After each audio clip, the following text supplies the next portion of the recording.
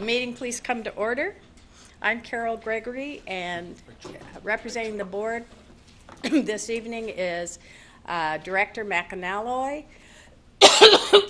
excuse me, Director Wilson, and Director Moore. We have originally on the agenda that we will recess into executive session at this point in time. We are not doing that at this time. We're doing it at the end of the meeting.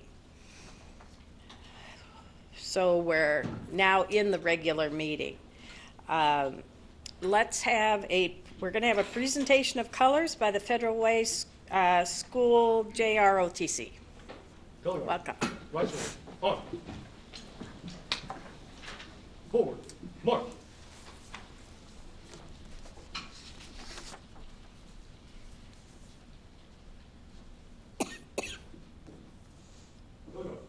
Hold. Left. Hit. Reset. Hold.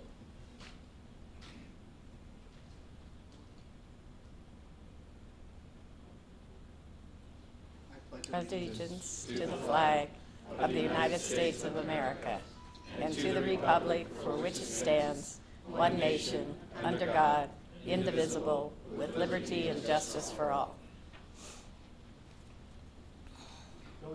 Order. Hold. Right.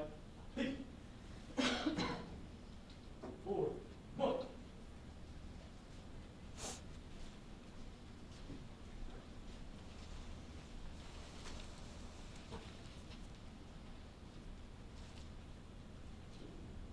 Go.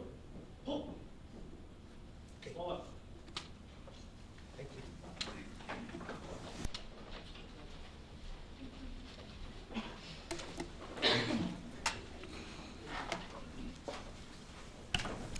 We have the motion before, or the agenda before us. Is there a motion to approve the agenda? Madam President, I move that the agenda for March 11th, 2014 be approved.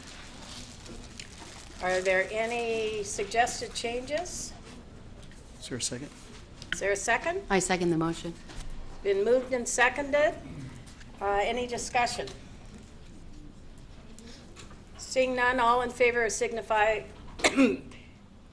excuse me, all in favor of approving the agenda signify by saying aye. Aye. Opposed, no. Motion carries. I'm sorry, but I have a cold that I'm going to live through tonight. Let's move on now to the approval of the consent agenda, which is in your packet. Madam President, I move that the consent agenda be approved as submitted. It has been moved and seconded to approve the consent agenda. Discussion?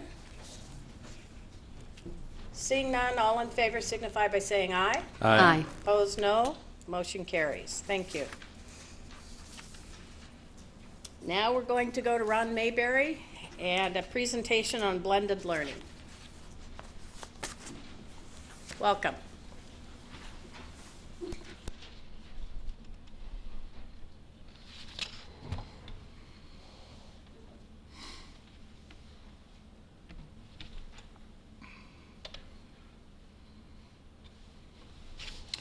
Good evening, board members, President Gregory, Deputy Superintendent Davidson.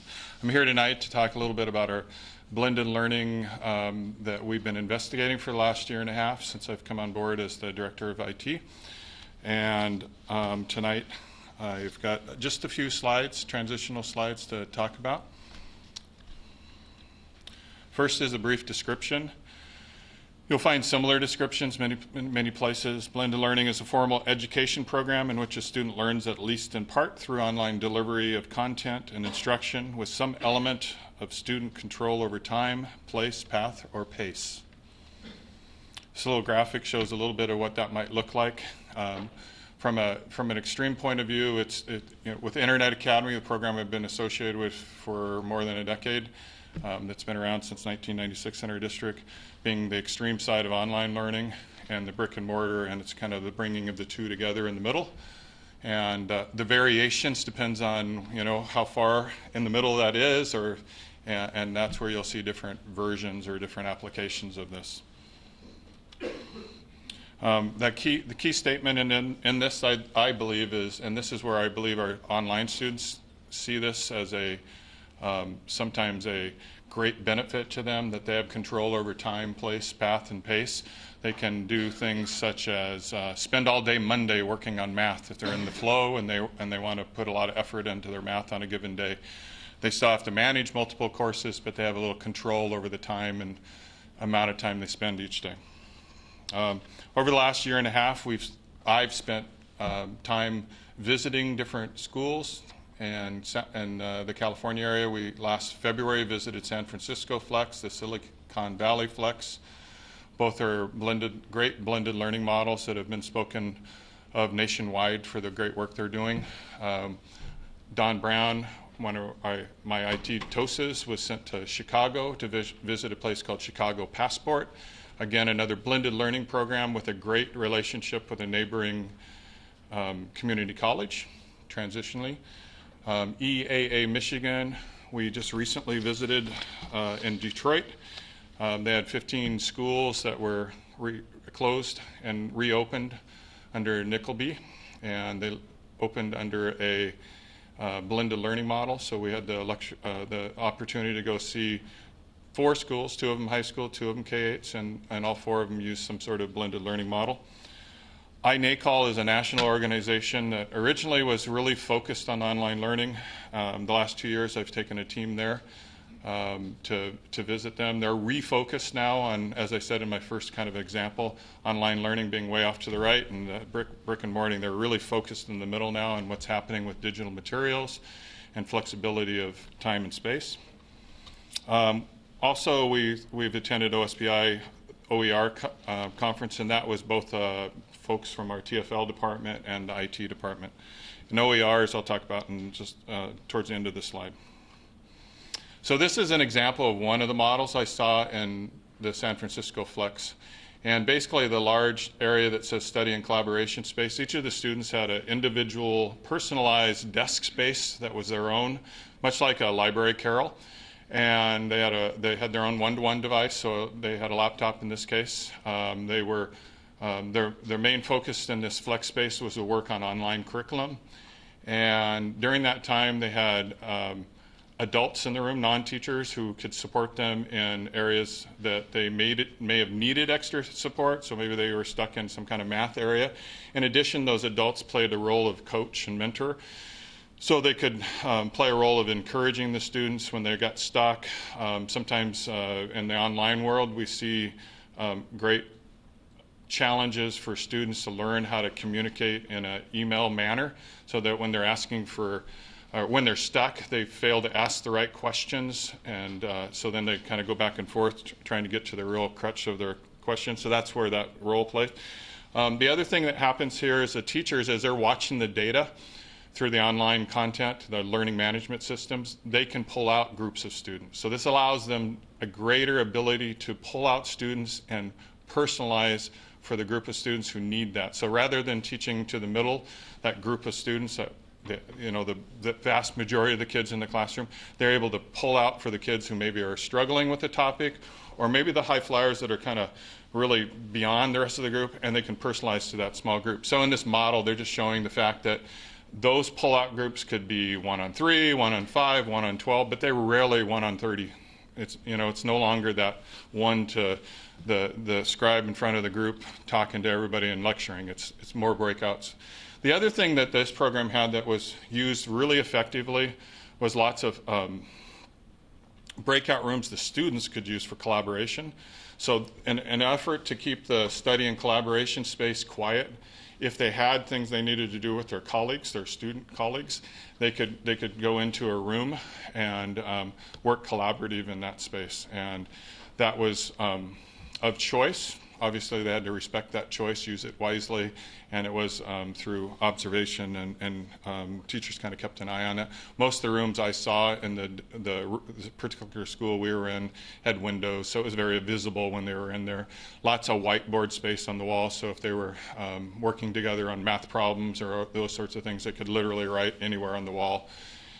So that was a cool part of the process. Other blended learning that we're doing in our district, Race to the Top. project for. It's a STEM. The particular focus of this project is math. And primarily it's math because that's the tools that are out there right now for blended learning. There's some emerging science tools, but in true personalized learning, adaptive software that adapts to the learner, it's the area of math where the greatest work has been done. So products like the ones I have up here, ST Math and Dreambox, are two great examples. Dreambox being a local company right out of Bellevue that's doing really imaginative work, kind of pushing the envelope a whole lot. ST Math uses no words in it, so students don't read anything. It's all through pictorial and math, and so it's a great tool. At Wildwood and Mark Twain, they've been using ST Math for now a year and a half. We have the next, and these are our Race to the Top elementary schools that I've listed here. Olympic View and Lake Grove are our next two schools to come to some blended learning. We'll be adding ST Math to both those schools this spring. And then Mirror Lake and Sunnycrest by the fall. In all cases right now, we're supporting them through IT with Chromebook as a device. So we're providing them 1 to 2 carts of 30 devices, low cost Google device, and it works well with these products because these are web-based products. They're nothing you have to install. You simply need to go to the right website, log in, and you're interacting with the software. And it's all cloud-based, which is to say that all their data is saved on servers, and our teachers can then access that data, see how much time they've spent, see where they're going well, see where they're struggling, and again, that allows then our math teachers to focus in on the needs of those students, the personalized needs of those students in smaller groups rather than to the whole class. So through those 6 schools and through the support of the Race to the Top, we're doing that. And again, I put a little piece of that description. This really supports that notion of student control over time, place, path, or pace. The students have that ability to be at their own pace. So just because the math teacher had hoped to teach a certain concept, this math software is to the concept they're ready for. And so it's working well so far. Talk about one other program. We instituted a credit recovery program that is a blended learning program, uses online teachers, online content. We started out with this happening at the 4 comprehensive high schools, about 200 seats. So each seat can be used. Once the students are registered in that seat, the seat is used until they're finished with the class. And so with our 200 seats, currently we have 184 students enrolled. From these various schools. We added Career Academy in the last 3-4 weeks, and there have been over 178 half-credit classes earned back from this program, and we have another 72 that are on track to earn them back by about April 1st, and then more seats are getting filled, and we will use the same seats over the summer, so it's a really cost-effective solution. So each of the comprehensive high schools and other high schools that may have an interest will be able to use this blended learning model to help students, especially our target group, our 9th graders, earn back credits if they've lost some of those this year. Key piece of success here is it's coupled with a mentor coach in the classroom. So this isn't a teacher who's responsible for delivering the content. It's an adult whose job is to help the student be successful in understanding and navigating and seeking out assistance again when they're need it, or the friendly little nudge to get going if they haven't been using their time wisely. And again, they have some really good tools through data to look at that. Right now we're seeing our successful students have about 5 minutes of one-to-one time a week. That's in a class of 30 kids.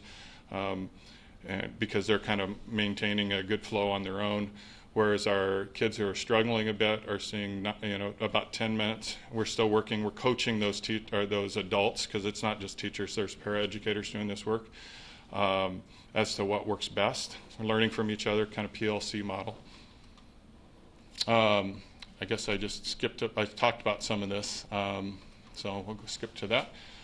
One of the ways to take this a little further in our district is through a contract with a content provider. So right now I've been working with 3 different providers. I brought an example of one of the providers and what they would bring to us. So looking at Fuel Education, they were formerly a division of K-12, and they have online content, used to be under the name of Venta, so you may have heard of Venta. They deliver core subject areas through grades 7 through 12, so nothing lower than that in the core subject areas. They have another product for elementary, if we're interested. Has elective and CTE contents, again 7 through 12. Advanced placement courses. They have an AP test module. I couldn't remember the exact name, but it's a test prep kind of thing to help them understand the style of the test. And Middlebury World Languages, a very well-known college that specializes in that. This brings us the ability to even have Latin in our schools if we wanted. They offer that just as an example. They, of course, have Spanish and French and German and Chinese and Japanese and so on. So using an online teacher would be able to bring Latin where we maybe only have 5 kids district-wide that's interested in that, possibly. And I see I have a typo there. A+ content. A+ content is a Tier 2 product, so it's intended to help students that have gaps in their learning. It's not a full course content, but it's a Tier 2 to supply them extra work. The credit recovery that we're using right now comes from this company, and it also comes with the full access to Blackboard Learn and Blackboard Collaborate. And Blackboard Learn's a learning management system. Currently, IA, that is their virtual world. They're using Angel. Other learning management systems you might be familiar with would be like Moodle. Blackboard's really the well-known one. Blackboard Collaborate's more of a go-to meeting kind of software. Allows teachers virtually to meet with students, and they have a whiteboard, shared whiteboard. They can sketch out things that they're working on. Additionally, we have open educational resources in our district. This is sort of a combined project. IT's been doing some research in this area. I think it's Christine Corbley that's been really working this, and this is her beautiful work from the efforts that she's put into doing the research, working with OSPI. They have a division that part of the digital learning department's working on OER resources, and I just brought this up as a reference point. But these are things like Khan Academy, CK12, and the list goes on, and this is a resource that's publicly available on our website. This isn't behind our intranet, so if other districts want to partake in our supply here of information that we've collected, it's free to go. And so that concludes the part I wanted to, the whirlwind of blended learning. And one of the things I do want to follow up with you is more about the actual blended learning and specific to devices. We're making some changes, and we look forward to having that conversation. Last spring I had a little conversation with our iPad project and our LearnPad, and we've made some adjustments to our recent deployments, and I look forward to sharing that with you. At this point, I would like to introduce to you, as part of this presentation, Adam Kulas, Principal of Career Academy at Truman, and he's got some things to share with you. And I'll hang out if there's some questions. Okay. I just had a question Sure. about the presentation you just asked about. Sure.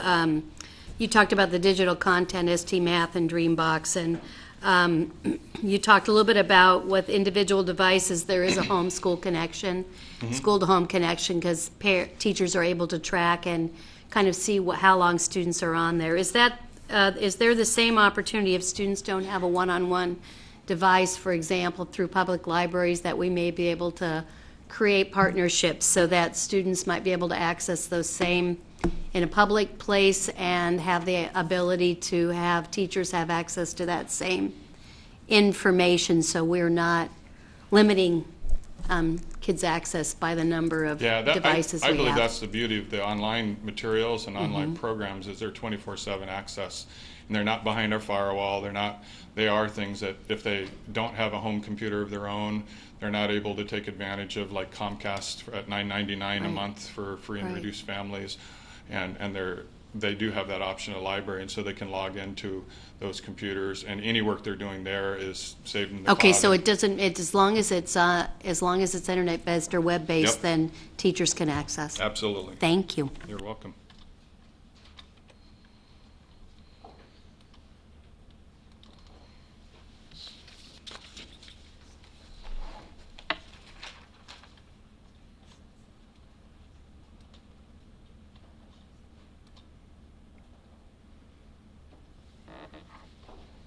Good evening, President Gregory, directors, Deputy Superintendent Davidson.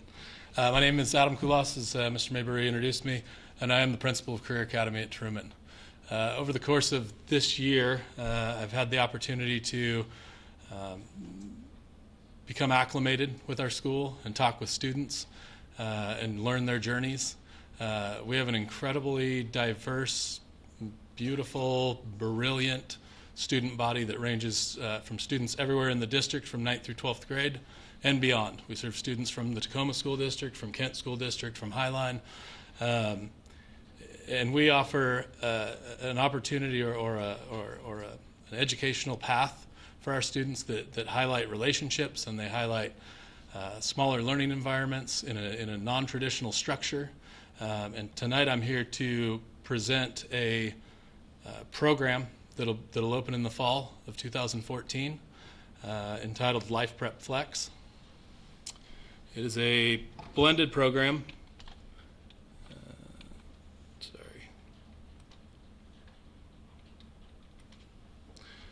It's a blended program that will give access to students.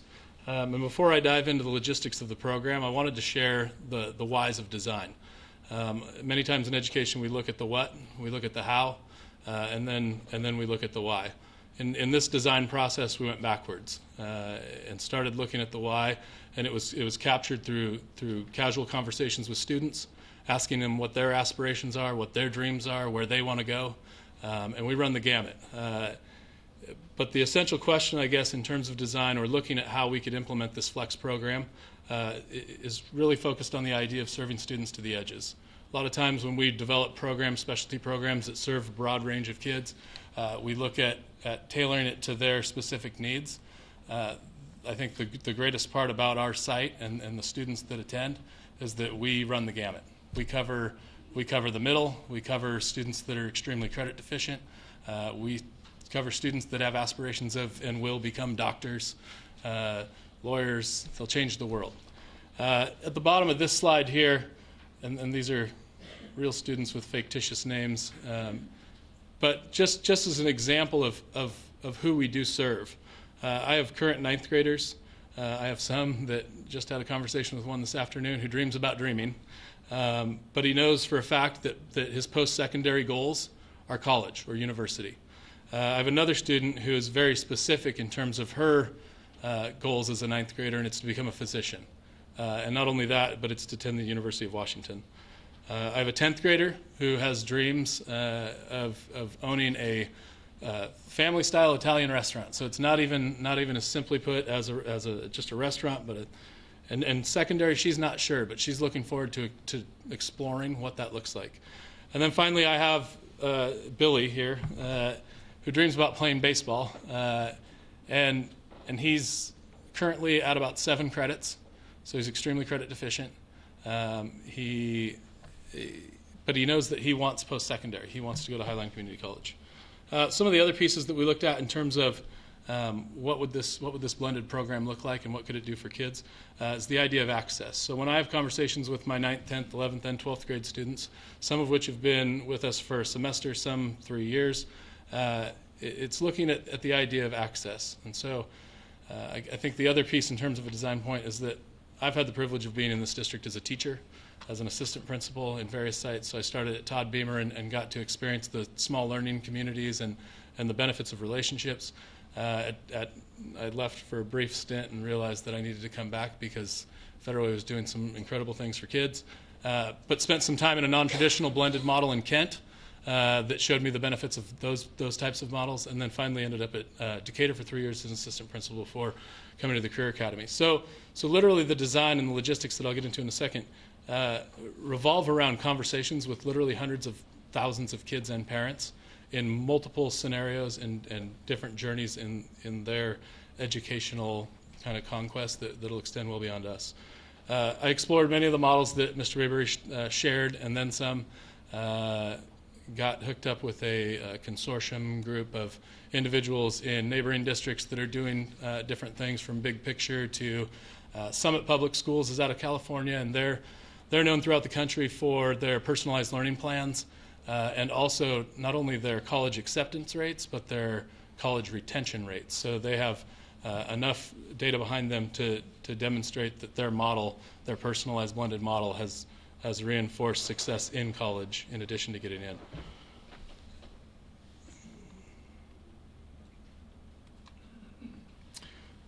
The who is an important question, because I think the thing that makes our site as rich as it currently is that we serve all kids. That doesn't change in terms of this blended option on our campus next year.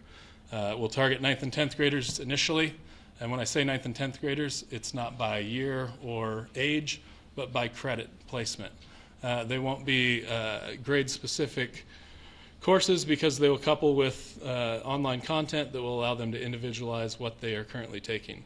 They'll be enrolled in our district or released from another, like it currently is.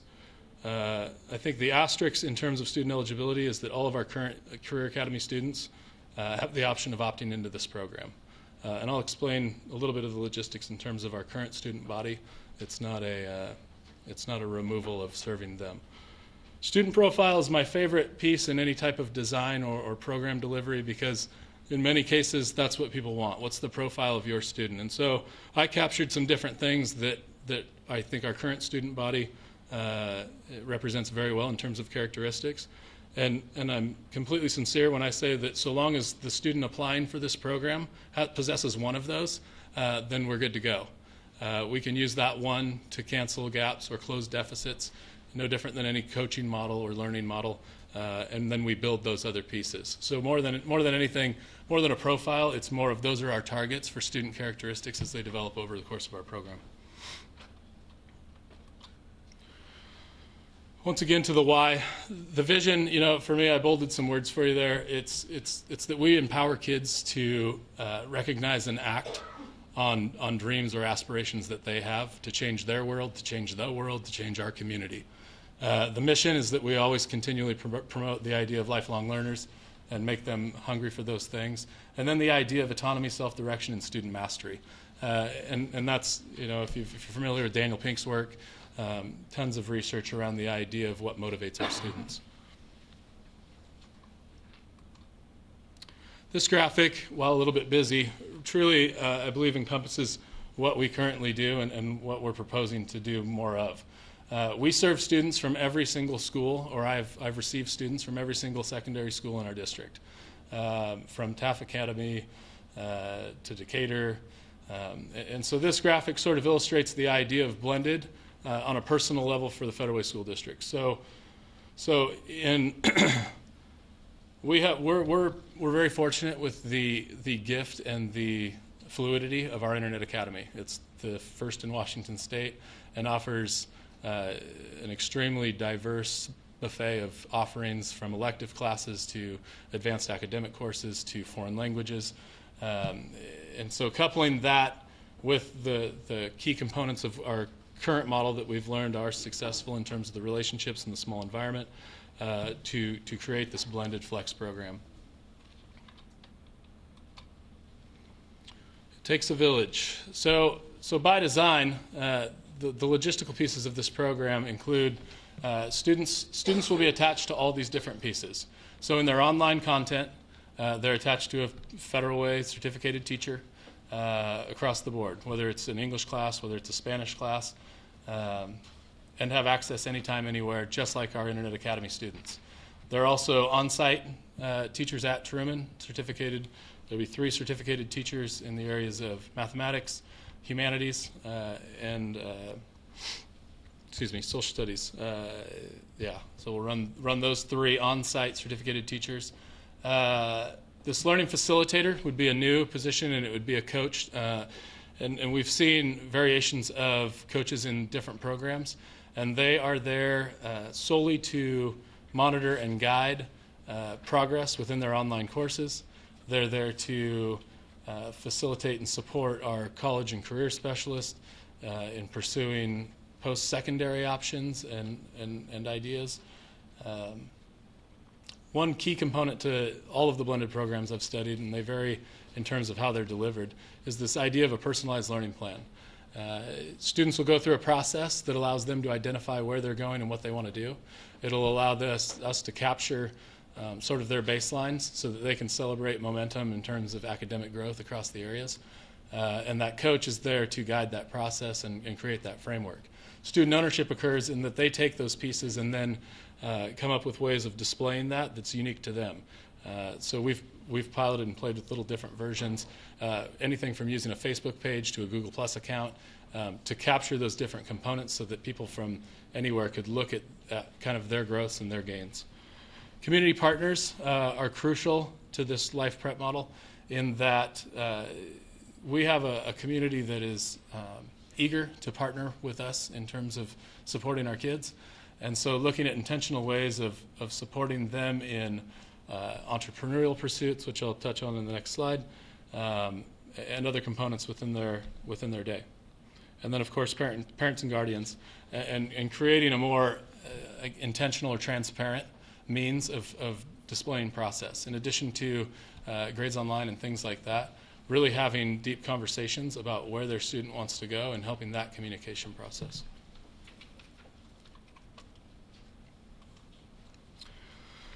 Another kind of pillar, if you will, of the program is this idea of gradual release. And so in 9th and 10th grade, they'll be supported in developing the skills to be successful with their online content.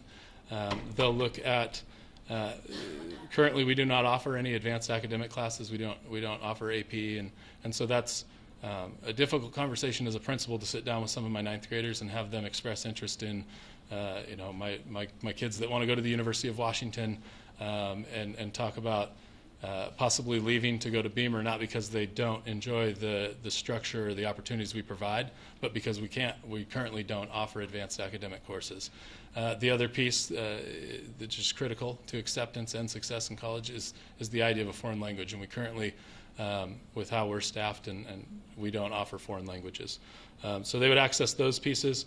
The idea of civic engagement, I think that it's been fun as I listen and assess kind of where we're at as a school. It's been fun to watch the culture of our students tackle some of the different initiatives that we've done district-wide and personalize it to us in terms of the Free the Children organization and We Day and Me to We. And so it's exciting that they see that and are hungry to embrace some of those pieces. Global interactions, so this idea of entrepreneurial pursuits. The idea of an entrepreneur has come a long way in terms of, I think it used to be hyper-focused on the idea of business. And with things that we've introduced as a district to our students, they're starting to explore the idea of social entrepreneurs and creative entrepreneurs and looking outside of the box of solely making money. Now, some of them have exciting, like they get excited about creating products, whether they're watching Shark Tank or seeing different devices or products that are changing the world. And I want to highlight that's one of the components too. And I'll get to program requirements, and it's kind of highlighted in there. But this idea of allowing them or providing them with a platform that allows them to chase dreams or chase things that may not exist. There's tons of exciting data around the idea of us not even be able to predict half the jobs that will exist in 5 years. And so I want them to be able to explore those things independently in cohorts that where they share similar aspirations, and go from there. They'll have a framework of academic course selection. We'll do learning style inventories to help them sort of alleviate some of those frustrations or things that sometimes get in the way. Student reflection's huge. One of the requirements that I'll share in a second is that they will be published, and they will blog, and they'll use that as a reflective tool in terms of where they're at, not only in academic pursuits but also social. And then finally, post-secondary planning, looking at intentional plans of not only what the best option will be to pursue their dream or their piece, but beyond that. So what does it look like after that? And I had a conversation with one of our seniors just yesterday, and it was exciting to sit down and have a 5-minute conversation with him and ask him, okay, so what's next? He's having some struggling. He's been showing up late. So sit down and say, what's the deal? And sometimes the best way to tackle that is to look at what's next. He told me he wanted to go to Highline Community College, and I said, why? And he said, I don't know. And I said, okay, and I asked this question to a lot of kids. I'll give you $1 million, but you have to tell me the first thing that pops into your head in terms of what you want to do for the rest of your life within 10 seconds. And he paused for about 7-8 seconds, and he said, I want to do automotive. I love cars. I love working on cars. Okay, and so it returned to an idea of, why do you want to go to Highline? Because that's what I was going to do. Well, Green River has an auto program, Renton Tech has an auto program, and so now he's excited over the course of this spring to look at those. Structurally, or in terms of a day, students will be put into pods. And I use the term pod because it's used in different formats in many programs across the nation. But the idea is that pod's just a placeholder for them to name their own, basically name their own space. They'll be with those students for their duration of time with us, whether it's 3 years or their entire 4. It'll be approximately 16 to 18 students. They'll focus on the team building pieces. They'll run processes like tutorials in Avid or fish bowls, or an opportunity for kind of rich student dialogue to overcome basically academic barriers and also social pieces. Bigger picture, they'll be part of an AM or PM community. Their day will be split in half. We currently operate on a 6-period day, 55-minute periods. Their day will be split into 2 groups. They'll spend half their day in their pods doing activities. Some of it will be individualized, some of it will be groups, some of it will be exploration of entrepreneurial pursuits, some of it will be team building or guest speakers or community mentors or community presentations. The other half of their day will be called focus time. And I envision it, and the students I've talked to about it envision plugging in a set of earbuds and getting to work on their content.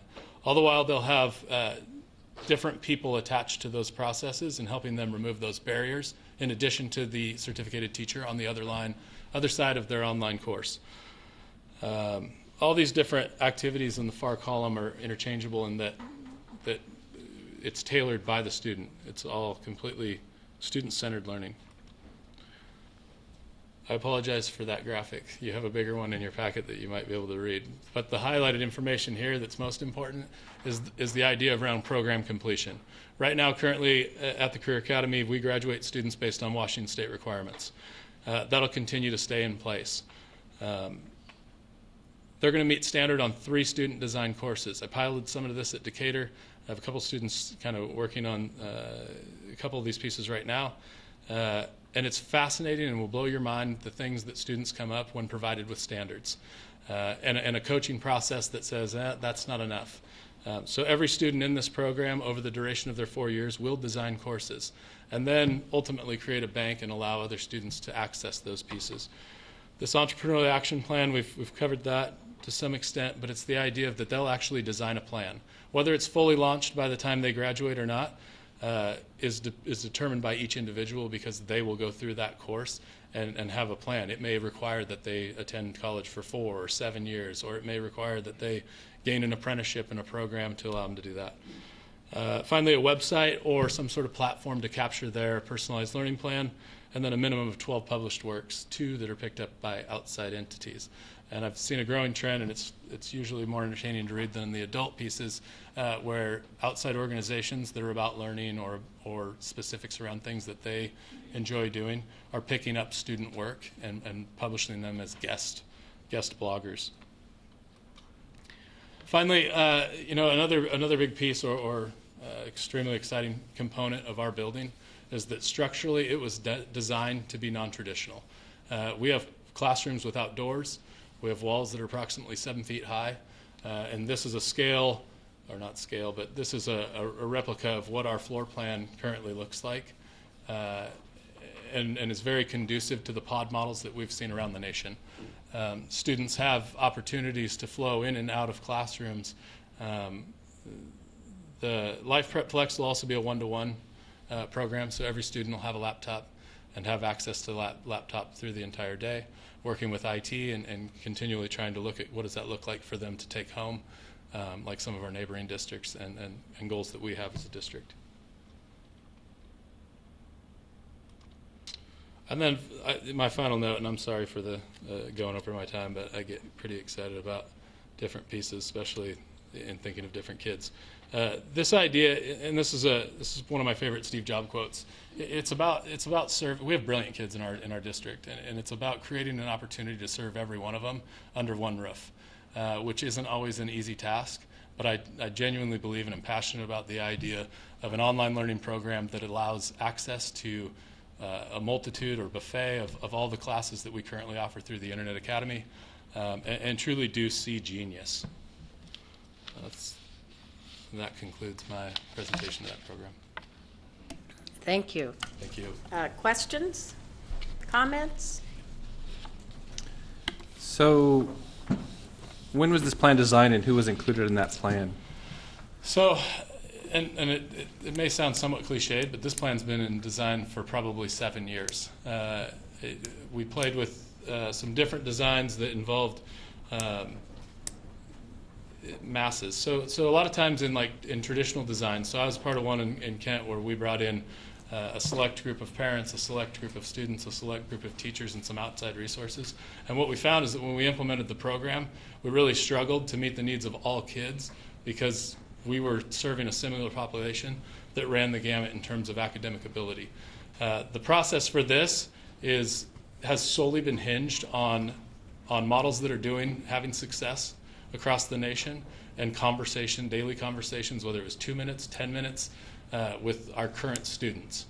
Couple that with pulled information from students that I worked with at Decatur, who some are now attending Career Academy, some dropped out, and looking at those students and factoring those pieces in also. But it's a very non-traditional design model because it is very new to a lot of the different kind of pieces. Okay, so how many teachers do you have at staff today? So currently I'm at 10.7 FTE, so Okay. 10 full-time teachers. And you said we're going to 3. Correct. Okay. And have the students and parents been engaged in this and understand what's happening for next year? So we have a parent meeting scheduled for tomorrow night and then 2 follow-up meetings over the course of the next month. And was teacher input added to this? Some of teachers have seen different parts of this plan from August, from its inception. So we're going to displace 7.7 teachers with doing this, right? And also students. I mean, you've also got a student impact here, right? I'm not trying to poo-poo it, but I'm just trying to understand logistically. Sure. How many students do you currently have today? 103 FTE. Okay. So I think 119 bodies. That includes some students that are running START.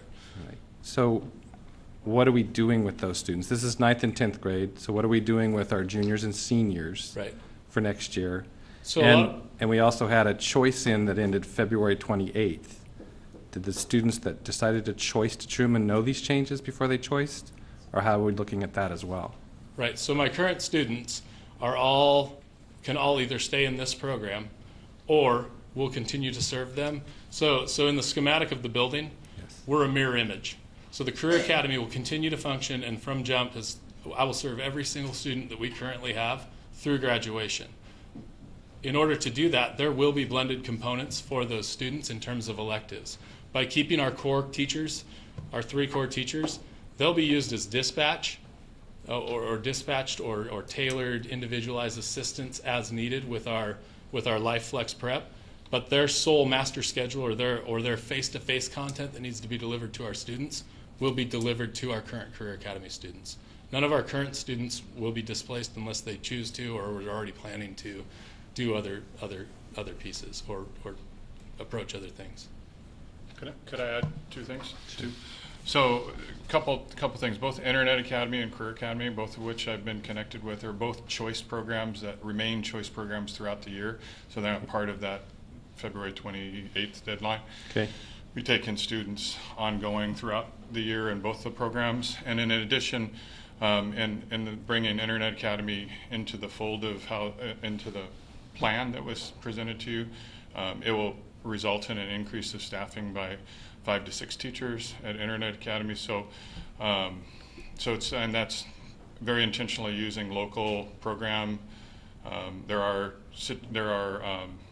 companies out there like K-12 that would provide teachers and all those sorts of things, but we have a very intentional desire to use the program that we've grown, homegrown since 1996. And so if that helps clarify a little bit. Go through that one more time. So the part about Internet Academy and staffing? Right. Yeah. So Internet Academy and serving and partnering with this new program will have an increase in need of capacity. We're currently staffed at just over 11 teachers, and with another 160 students taking online classes through the new Life Prep program, that will increase the need for us to have teachers, some of which will come from the current staff, or at least we've had discussions about that coming from the current staff, some of which are part-time working for me. When you say current staff, Current Career Academy staff. I'm sorry. So you're confusing me. So you were talking about the Internet Academy and that you'll use some of that resource for these students, right? Right. And then you're saying we'll use, because they'll have an increased workload, right? Right. And so then you're saying, what about whose staff? I'm saying that some of the current Career Academy staff who work part-time for me currently would be good candidates to be part of my increased staffing at Internet Academy, because they possess the current skills. They've been working part-time with me. They have the right areas that I'll need increases in. I'm just going to react because unfortunately we just got this material, so I really haven't had a chance to explore it fully. But it seems like there's a missing piece here. It seems like you've had teachers who have expertise working with the kids that you have there, and I can't, from your discussions, understand where they fit in this process. I hear I, but I don't hear we. And that's confusing me. I mean, do you just all of a sudden tell a group of teachers that the program's changed and you're moving on? Or is this a collaborative process? I'm really confused. Yeah, and I guess I would add that it's very student-centered. So I have current students who are 10th graders who are going to go to Running Start next year, not because they thought Running Start was the best choice for them, but because we can't offer them the courses currently with the way we're staffed to offer advanced academic courses or foreign language that will allow them to pursue college. We have a growing population of 9th graders. So we have 20 9th graders, and in terms of our entire population, it's a large group of students that are all college bound.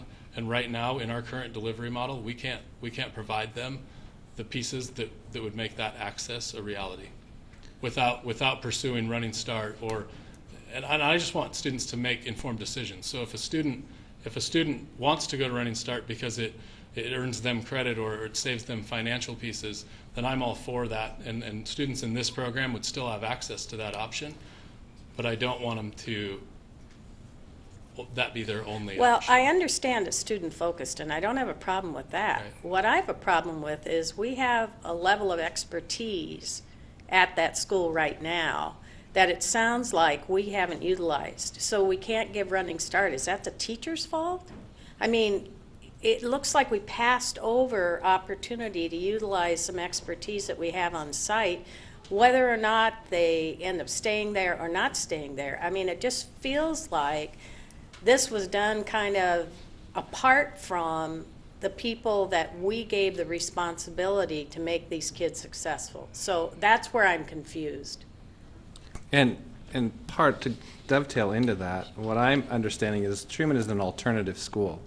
So maybe I'm not understanding the student population that's there, but this sounds like we're focusing on some students, but not those students that have chosen in this time frame to go there as an alternative, smaller environment and have an easier time to deal with high school.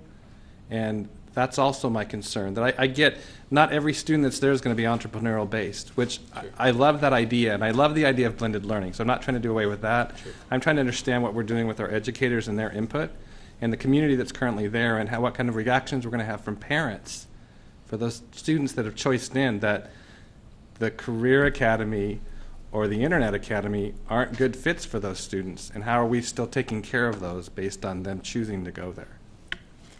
Right, and so I guess the exciting part for me being on site is having conversations with these students and them being excited about the flexibility to access different pieces. So I have a limited number of athletes who miss sixth period every day, so we're kind of robbing Peter to pay Paul in terms of I'm missing my sixth period class, but I'm gaining benefits from being a part of Federal Way's wrestling team. And so with a flexed model, it allows them to not miss access delivered by a Federal Way teacher to their academics, but still experience those pieces outside of our school. The other piece is in looking at, so over the course of this spring, sitting down with each of them and looking at where they're at and what's best for them. We started piloting the blended credit retrieval, and in 7 weeks or 6 weeks with kind of technical startup, I have 3 students who have completed a half a credit course, which in terms of an alternative or a non-traditional model and the different students that we draw is an incredible opportunity for them to dig out of that academic hole. So over the course of this spring in one-on-one conversations and starting that kind of personalized learning plan and looking at where they want to go and where they're currently at, I'm not only excited, but I'm just confident in their voice and them being able to advocate for where they want to go and what electives they want to choose. Some of our students have been there for literally 6 weeks from the semester. Some of our students, we had 2 students that started last week. And so we're a continuous enrollment school. And so the other piece that this program or blended opportunities provide our students and take burden off of our teachers is that they can enter an online course at any given point and retrieve space without stepping into a class where students have been established there for quite some time. So I have a couple of questions, and I guess what I'm hearing is kind of intent versus impact.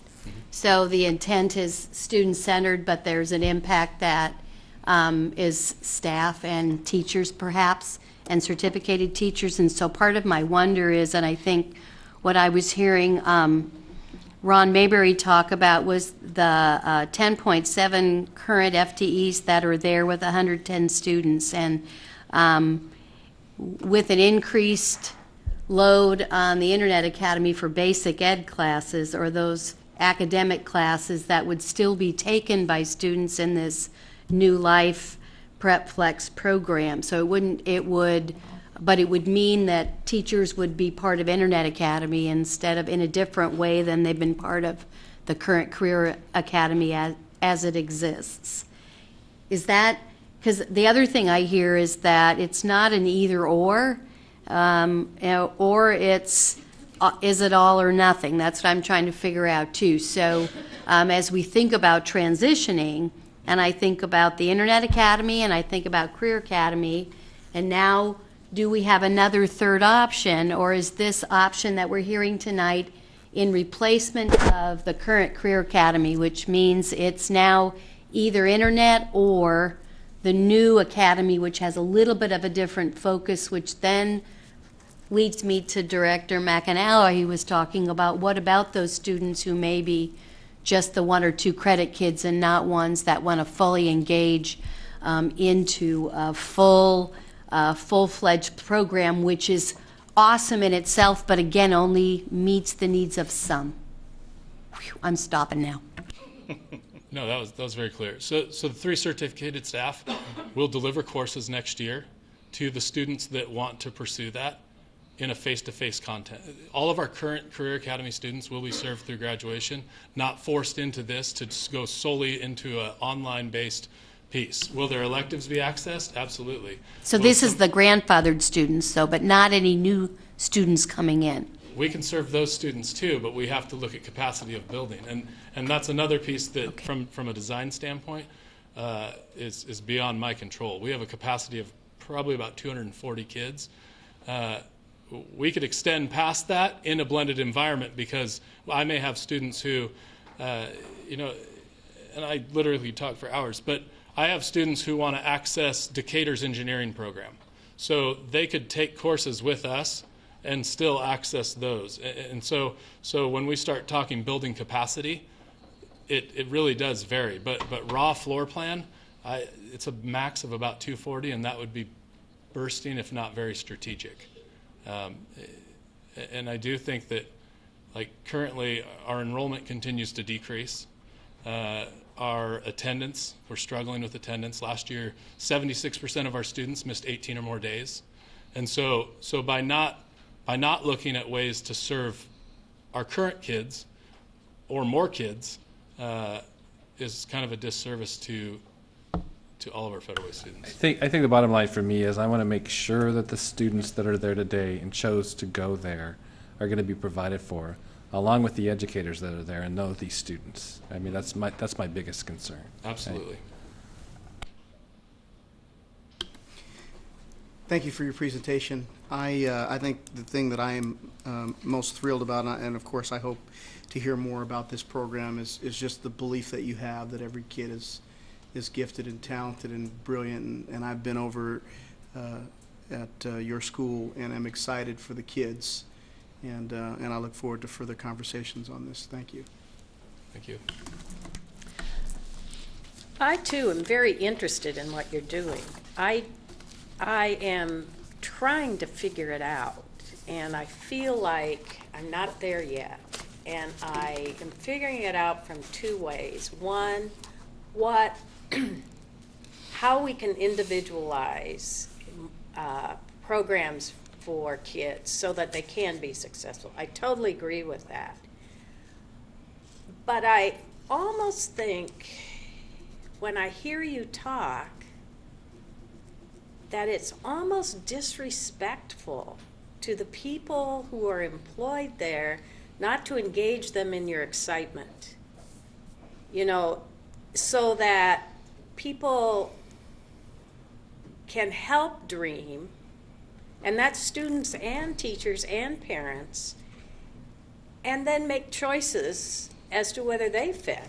And I'm getting the feeling that didn't happen, and I guess that's where I'm confused. That's certainly not the intent, and I wish I could capture the conversations with students and having them process different kind of pieces of this from its like inceptions even in October, and I would love to have opportunities to follow up and explain some of the different details or pieces that really like students pushed back and twisted and created or made change in terms of, well, that wouldn't work, or why would I do that, and really without completely dominating the agenda could talk for hours and hours about those conversations. Well, and has that happened with the teachers there? It's happened with some in certain components, and feeding them some information.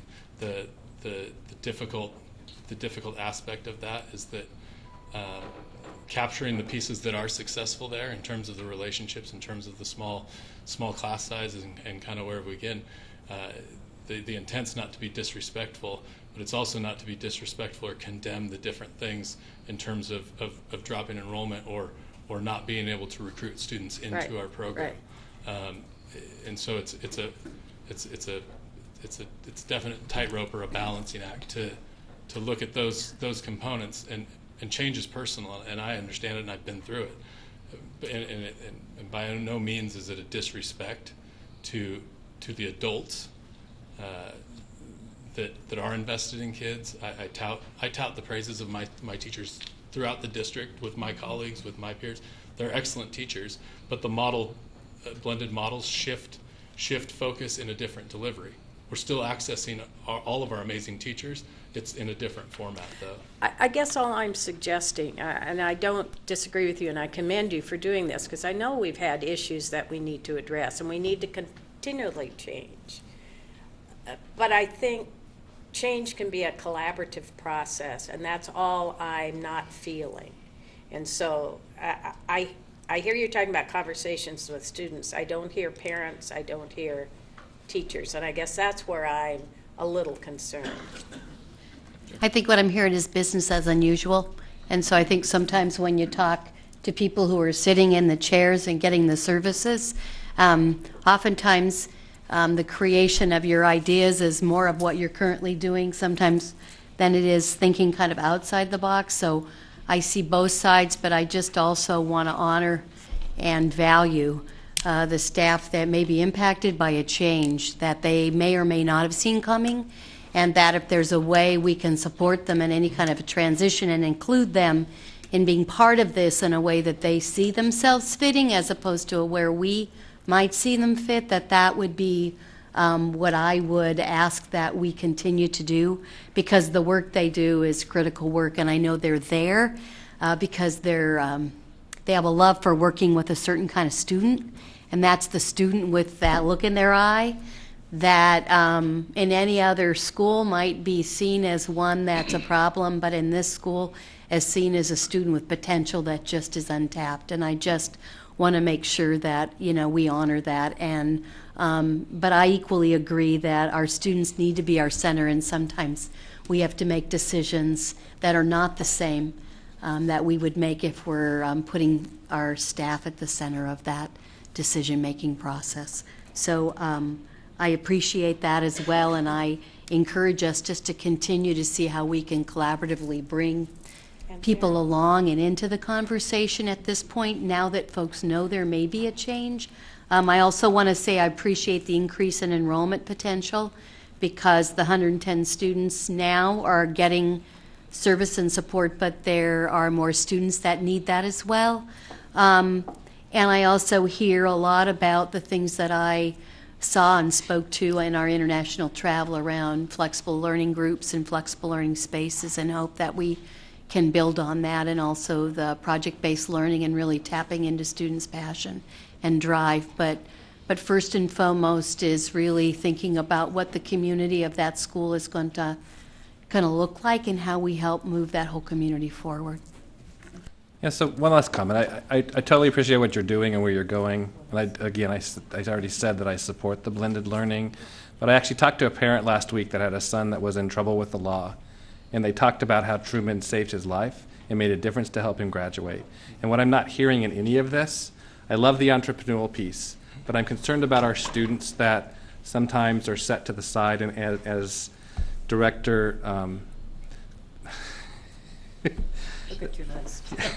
Director Wilson stated, that there are some students in a population that we take care of there with teachers that know how to find those students and try to get a spark.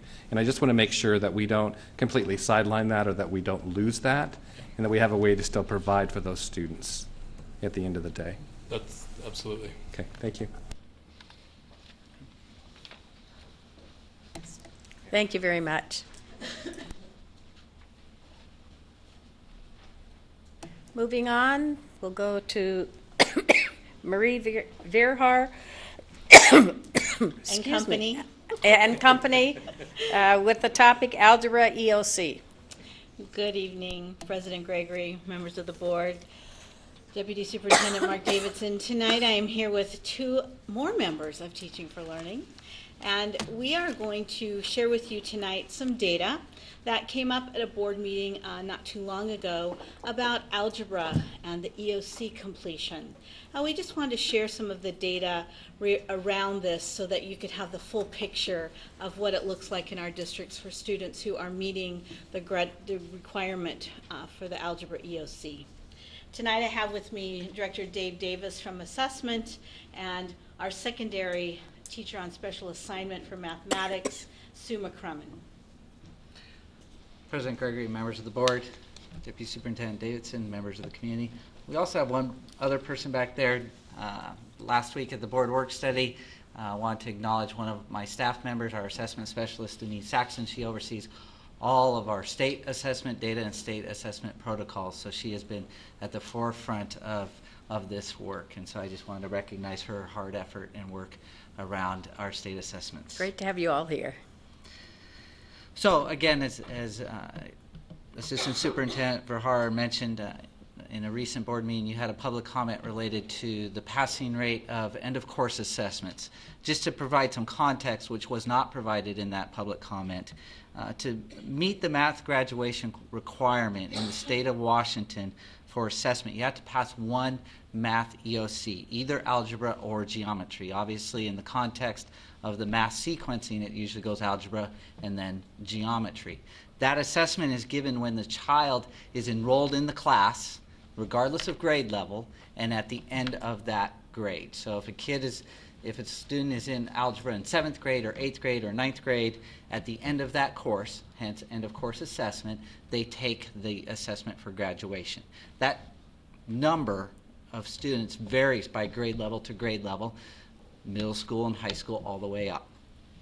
other options to meet that requirement for graduation, as I mentioned in last week's board work study, include a grade comparison. I won't go into too much detail on that, other than as if it compares grades within the context of a class and how their peers did. It's a big algorithm, is essentially, and says that if they got an at or matching grade, they can meet that requirement.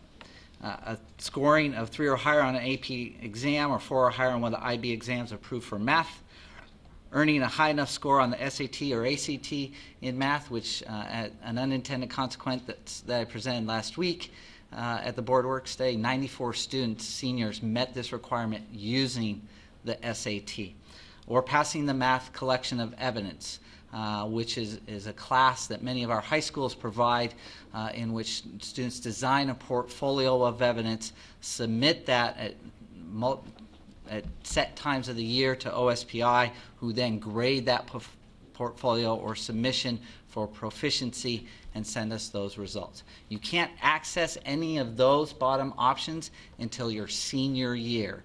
And up until that point, a student must sit for the assessment ongoing until they are a senior. So even if you don't pass, say, your sophomore year, your end of course assessment in algebra, you have to retake it your junior year. You have to sit for the assessment again, and you can't access these options to meet that requirement until you're a senior. Does that make sense? So are you saying that in our data, where we look at end of year completion or end of course completion, that data, and we see how many passed that, the final graduation is based on other elements that move some who didn't pass into graduation because they can use other routes? Or when you look at the data, it's that one-time snapshot of that specific assessment for that time frame. And I'm going to speak more candidly to the data moving forward, so I paint the whole picture, because again, in that public comment, context was not provided. Okay. So, moving on.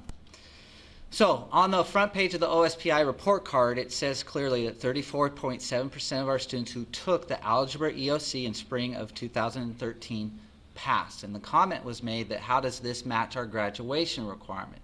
Well, in essence, that's the number up there, the 2,785 students, grades 6 through 12, took that specific assessment. Many of them were taking it the second or third or more times. And if you actually go into the data, which by clicking on that will take you there, will show the number of kids by grade level and the number of multiple opportunities that they took it.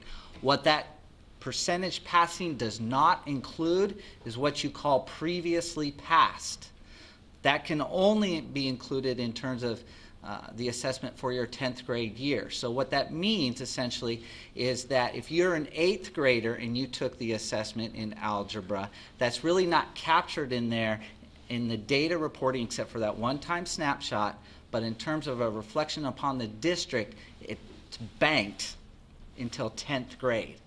And that's where that previously passed number comes from. And if you include that, the actual number is 68.4% passing for 10th grade when you add the previously passed. The second comment spoke to the difference between algebra and geometry, and the word attrition was used. I wasn't quite sure what was meant by that word, but I think it was specifically why the high number difference between the number of kids that were taking the algebra test as opposed to the geometry test. Well, in essence, when you have grades 6 through 12 taking that assessment, you have a lot more middle schoolers taking it than you would otherwise, because you can see the numbers of that specific test time frame. In algebra, a little over 1,000 middle schoolers took that test compared to 371 middle schoolers that took the test. So the difference does not include that previously passed. The difference that was reflected in that public comment was around 1,000, but if you look 1,064, difference between 371 is around 700. So it doesn't quite completely speak to that, but we have a lot of kids that are taking the geometry end of course assessment, just not at middle school, which is not necessarily included in the context of that. I'm going to turn it over to Sue McCrummon, which I think President Gregory will speak to the percentages of these kids of where they are today. And in fact, this data is as of Friday in terms of where they are in terms of meeting this graduation requirement. And then we also will provide context of graduation or 2013. So I'm going to turn it over to Sue McCrummon. Great, thank you. Good evening. So this slide represents the students last year. The first bar is our seniors from 2013 who met their math requirement for graduation. We had 93.8% of our students. This year, the 2014 seniors are currently at 75.3%. That number does not represent the EOC from the winter. We have not received those scores yet, or the collection of evidence portfolio scores. We are anticipating those at the end of the month. Those 75.3% of those seniors also have the opportunity to use the other means after those scores come in, and another opportunity in June to take the end of course assessment. The 2015 are our current juniors. We have 64.9% currently meeting their graduation requirement in mathematics. Our sophomores are at 53.4%, and finally our freshmen are at 39.5%. So we anticipate all of those percentages to go up. And this is this is business as usual in terms of how kids, and it's kind of neat in terms of standards-based.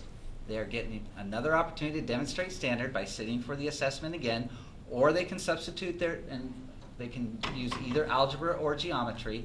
And again, as they roll into their senior year, they can use another method to demonstrate standard, like the SAT, like the collection of evidence, like the grade comparison, depending on where they're at. And we have a couple high school principals here, and they can attest to many of the fact that in their buildings, their staff look for different opportunities for these kids to demonstrate standard as they move forward. It's not just about passing the end of course assessment. If they're not successful on that, try it again. If they're not successful again, then as you roll into your senior year, you have another opportunity. And so hence, the comment was made, how does this not match up to graduation percentages? Well, when you look at, again, class of 2013, close to 94% of our students met the OSPI math graduation requirement through the multiple ways that they could do that. And you can see right now, and again, as Sue McCrummon mentioned, we don't have the results from the winter assessment. We anticipate those will be positive impact on our current senior class, and then again, if it's not, they have another opportunity to take it in the spring. So let me just ask a question. So our freshmen, right, at 39.5? Yep. We don't have fall scores in yet? Well, so freshmen haven't sat. Well, that's part of what I'm trying to say. So this is a meeting of algebra and geometry, and our freshman class. Either or, one or the other, not both. But still, as our freshman class who hasn't done the intercourse standard, it came out of middle school. I'm actually trying to make a good point here, I think. 39.5% of our students that are freshmen have already done that intercourse standard, right? So without it even being completed for their first year in high school. Right. Correct. Thank you, Dave. Is the information that keeps kids from being successful on this test, is that being broken down and integrated back into our teaching model in some way? Is that that information being used? It very much is, but I think I brought the professional who's coming from the building to speak specifically of how we use the end of course information in terms of intervention and teaching strategies around algebra. Well, we are working on looking at the current information and speaking with interventionists, instructional coaches, teachers, principals, and finding ways that we can modify courses and bring in standards that the students did not master so that we can improve these scores and continue to grow without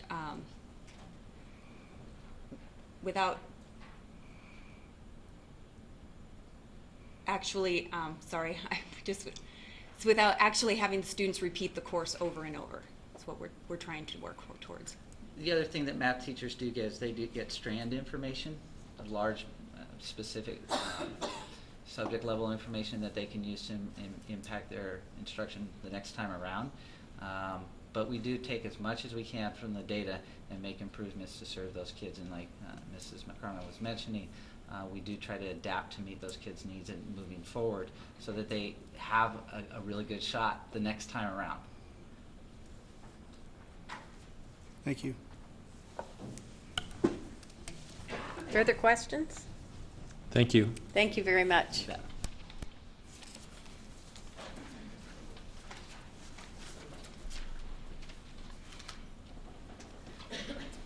Now we're going to public comment.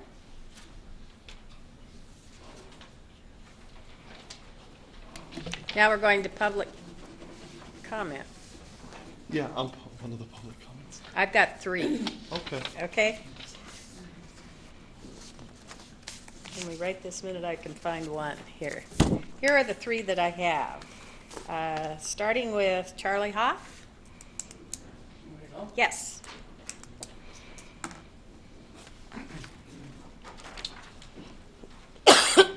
Very interesting presentation concerning Middlebury. That's certainly a high-quality operation, and I'm very happy to see that that's being integrated into here. I've got some personal experience with Middlebury, and that's a great place. And by the way, in my daughter's high school, they have a problem that they have too many kids wanting to take Latin for the number of teachers that they have for it. So we ought to be able to get more than 5 here that want to take that. Thank you, Dave, for your explanation on the EOC. It does show growth, and I'm happy to hear that there are other ways to do this. It's kind of interesting, though, that many of the kids have to do this 2 or 3 times to get there, but I guess math is a hard course. Thank you. Thank you very much. Next person, Jason Brown.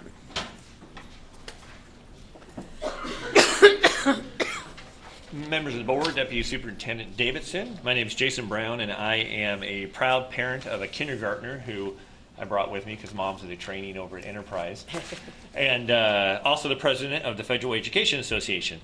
One of the benefits to my job is being out in schools and being able to see really the caliber of teaching as well as administrative staff that we have here in Federal Way. One of the activities we did as an association was we often don't think that teachers toot their own horns for what really happens both in and outside of a 7.5-hour day. So we posed the question, why are you valuable to Federal Way Public Schools? And to further that, we kind of asked the question in a nicer way that why should the board care if you go to another district? And so we got lots of responses, and I'm going to read a few of those right now. Why am I valuable? I'm valuable to Federal Way Public Schools because I am valuable to the parents of my students.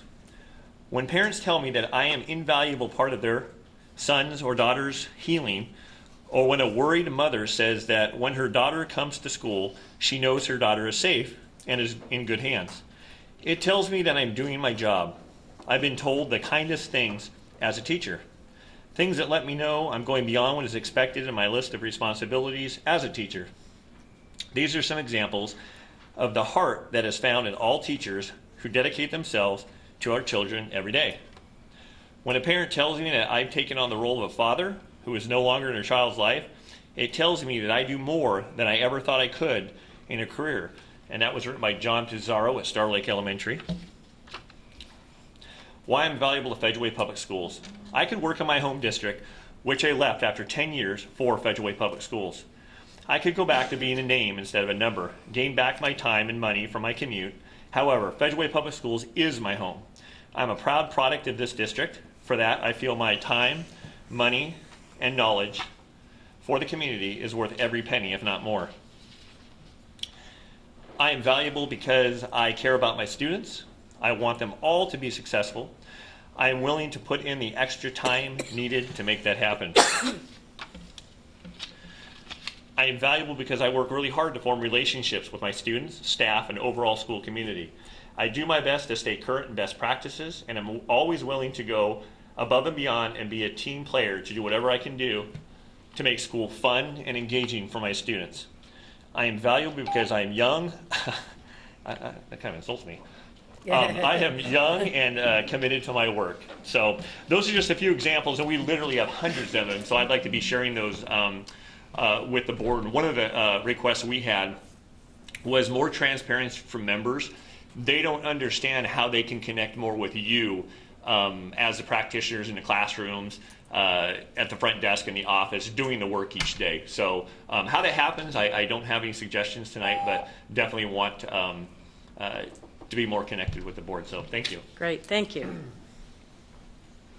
George Picara, is that right? Picara? Sure, it's fine. It's close. Good evening, Board of Education and Deputy Superintendent. It has been brought to our attention that the program at Truman Career Academy will be replaced with a blended learning model. Blended learning is similar to that of a hybrid or a computer supplemented education system. The idea was warmly welcomed at Truman High School when we were informed of this decision last spring, as we admired the idea of having additional education opportunities for our students. Now, after we were informed of a different model on February 14th, we were blindsided, as it was nothing like the one from last spring. Last spring, we were informed that we were going to lose 1 or 2 staff members, but now the number has escalated to 7 or 67% of members being displaced. Unfortunately, we knew nothing about this until February 14th, and in addition to that, we're going to lose all of our CTE staff members. While we love change at Truman High School, a school that has welcomed 3 different principals in a short period of time, changes of staffing, and the addition of new classes, we were left unsure with the rollout of the new model on whether it will truly be beneficial for our student population. We have some pieces to the puzzle. I'm not going to go into details anymore, but mind you, most of our students have come to Truman because they were not successful at the other traditional high schools. We were not sure returning them there will be beneficial to their learning and achievement after they had to fill out some career or choice schools by forms that were due on January 31st. The main reason I am standing here tonight is for our students who are going to be held back because of those changes, most of whom have found us to be the role models, lived up to our high expectations, and have focused and have found success in their lives. Please make sure the decision you make on the direction of the program really ensures that the 100+ students' needs are met. I know that the district has supported many programs that cater to fewer numbers of students, so please think about those who are invisible at the large comprehensive high schools, yet have become active members of our small community. If you are unsure about what we do, please visit our campus and get a first-hand look at what we do. Additionally, I would also like to add that nothing was said tonight about the science program. I am the science teacher there. There is still the biology EOC requirement, and now we're talking about a biology COE. There was nothing mentioned about that either. And how are we going to deliver that hands-on experience for our science students that are interested in science or medicine, like Mr. Kulas talked about tonight? Thank you. Thank you. Steve Mayer.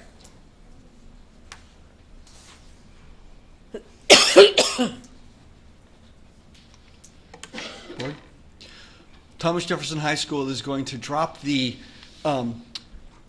current program they have and completely change from their IB program into STEM.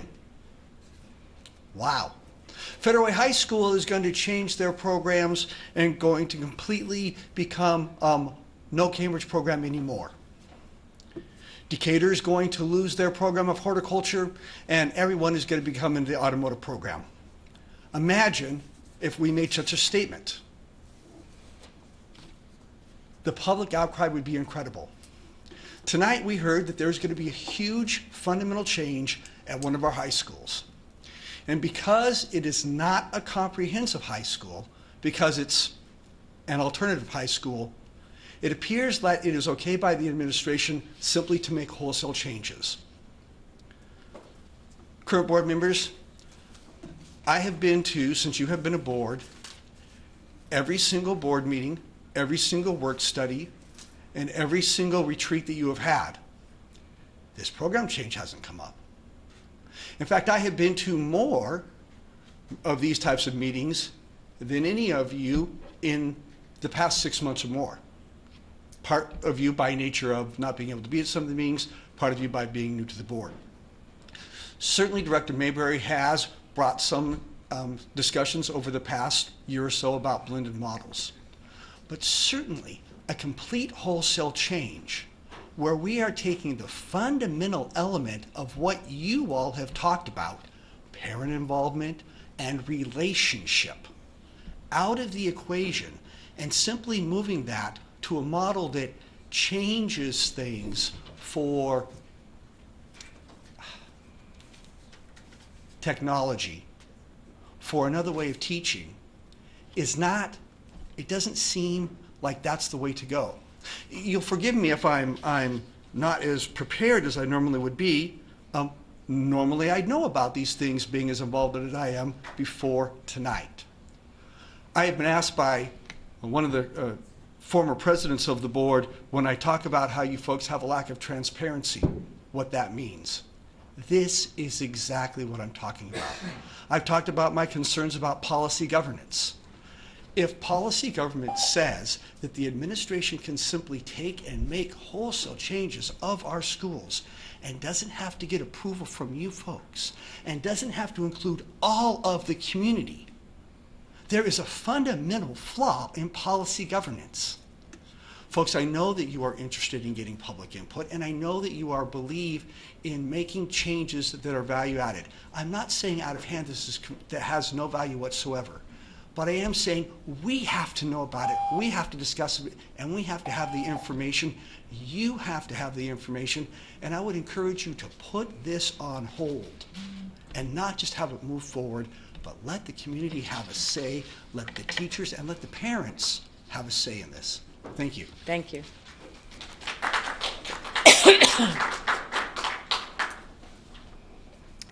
That is all we have for public comment. Deputy Superintendent comments. Mark Davidson. Thank you, Madam President. Certainly appreciate the question and comments about the Truman program. Was a chance to share information with you, and I've gotten some communication, obviously, from colleagues that were happy to set aside time in the future to continue that discussion. So I would expect that that would be something that you would work out with Superintendent New on as you move forward with Board President Conference. Does that make sense? Yes. Yeah, thank you. Thank you. School board comments. You want me to choose, or are you going to just start? Tony? Madam President, thank you. I had a chance to attend the Community Center for Education Results award ceremony last week versus going to the work study where Federal Way was awarded 2 awards, one for our Family Partnership Office under the direction of Treese Moore. Took home the top honor in parent engagement. And we also won the award for academic acceleration, and so that is those are 2 hurrahs for our team for the great work and really the opportunity for kids. I mean, that's the big deal, that kids are getting opportunities, and while it's not always fun to lead, it's great when you lead and things work out as wonderfully as the academic acceleration program has, and for sake of time, that will be all from me tonight. Thank you. Director Wilson? Hi. I just wanted to share I had a chance on March 5th to attend the GLE meeting where over 100 parents and students attended, learning about the 2 upcoming trips to Ghana and Ecuador, and where and Free the Children Skyped in, which was really quite interesting. And I think that there was an expectation of perhaps 30 people, but certainly not 100 plus people in that room. Randy Kazar, Ryan Price, and Joni Hall facilitated it, and there were staff in the room who had been able to, that were there, who had scouted and gone, scouted those 2 trips and were able to provide information and put parents at ease as far as information around health and safety and who stays with whom and who else is going and what happens in the event of a world disaster. And I think that there was an incredible amount of excitement and energy in the room. And but there's also been a lot of conversation around the limitation of offerings and opportunities to a number of students in just a few schools. And I think this is the nature of the whole global initiative, that we have to start somewhere, and we start in these small pockets, and these small pockets soon start touching each other, and we'll find that we have more and more and more students.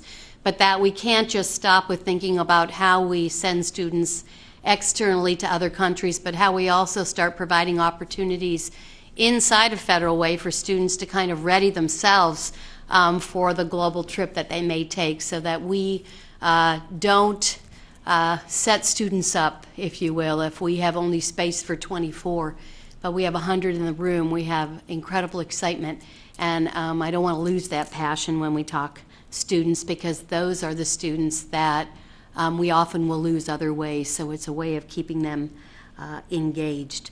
I met a wonderful young woman, and I need to tell you that there is a lot of work going on in Federal Way. She's a sophomore at Federal Way High School, and her name is Stephanie Eaton, and I'm going to call her out because she came to talk to me afterwards, because she's working on her Girl Scout Gold Award, and for 2 years has been working at Green Gables on her own, coming in and doing an international program, sharing last year with 5th graders and this year with 2nd and 3rd graders after school about the countries she's visited and teaching them about the world. And so it's a wonderful way that students are getting the skills, but they're also sharing their learning when they are able to travel abroad. I also just want to share that as some of you may know, soccer is in the midst, and spring is springing. And we have an incredible interest in soccer, and some real unfortunate situations where we have very limited numbers of students who are able to actually get onto a soccer team. And I'm just going to talk about Thomas Jefferson, but it's gone way beyond that. And we started getting a lot of emails from parents and from students themselves who've been practicing forever and ever and ever and are not one of the chosen 22 because we only have a varsity soccer team. So in responding to a lot of community members and parents who have been wondering about their students who didn't get selected, I began uncovering some information and learning for myself around sports that I wasn't aware of. And a piece of that has to do with Title IX and how there needs to be a balance with our Title IX funding when we think about girls' sports and we think about boys' sports. And the question is then why some schools and districts have it and why some don't. And I will tell you, I don't have an answer tonight, but I can tell you that Vince Blauser has as great an interest in this as I do.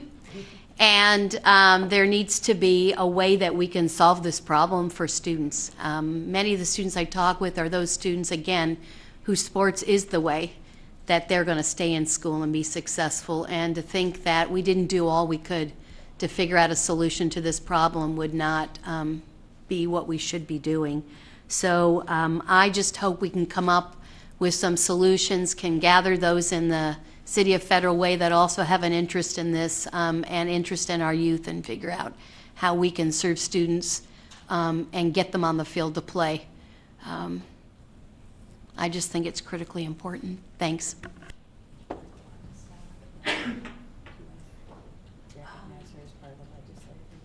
Yeah, I can do that really quickly. Sally's going to give the legislative agenda, but for my legislative report, all I was going to say that there's 2 days left, and there's not a lot of information. And even if I were to give you everything that I thought I knew, which isn't a lot, it's probably going to change between now and the time that the session ends. So I'm going to defer my report to Sally, who's going to talk a little bit about the state budget, and then at our next board meeting, hopefully we'll have more things to share, and I'm not sure what those are going to be. So, thank you. Thank you. Okay, Mr. McAnalloy. Yes. So I had the opportunity to actually continue my visits to schools, and I went to Mark Twain. I'd like to thank Steve Mayer for assisting me. I actually got to see ST Math live with some students using the product, and the sooner we can roll that out to all schools, the better. It's pretty phenomenal. Steve showed me the tracking they're doing, the things they're doing with it, and how they're working with us students. And I believe the technology that we can use to assist our students is a wonderful thing.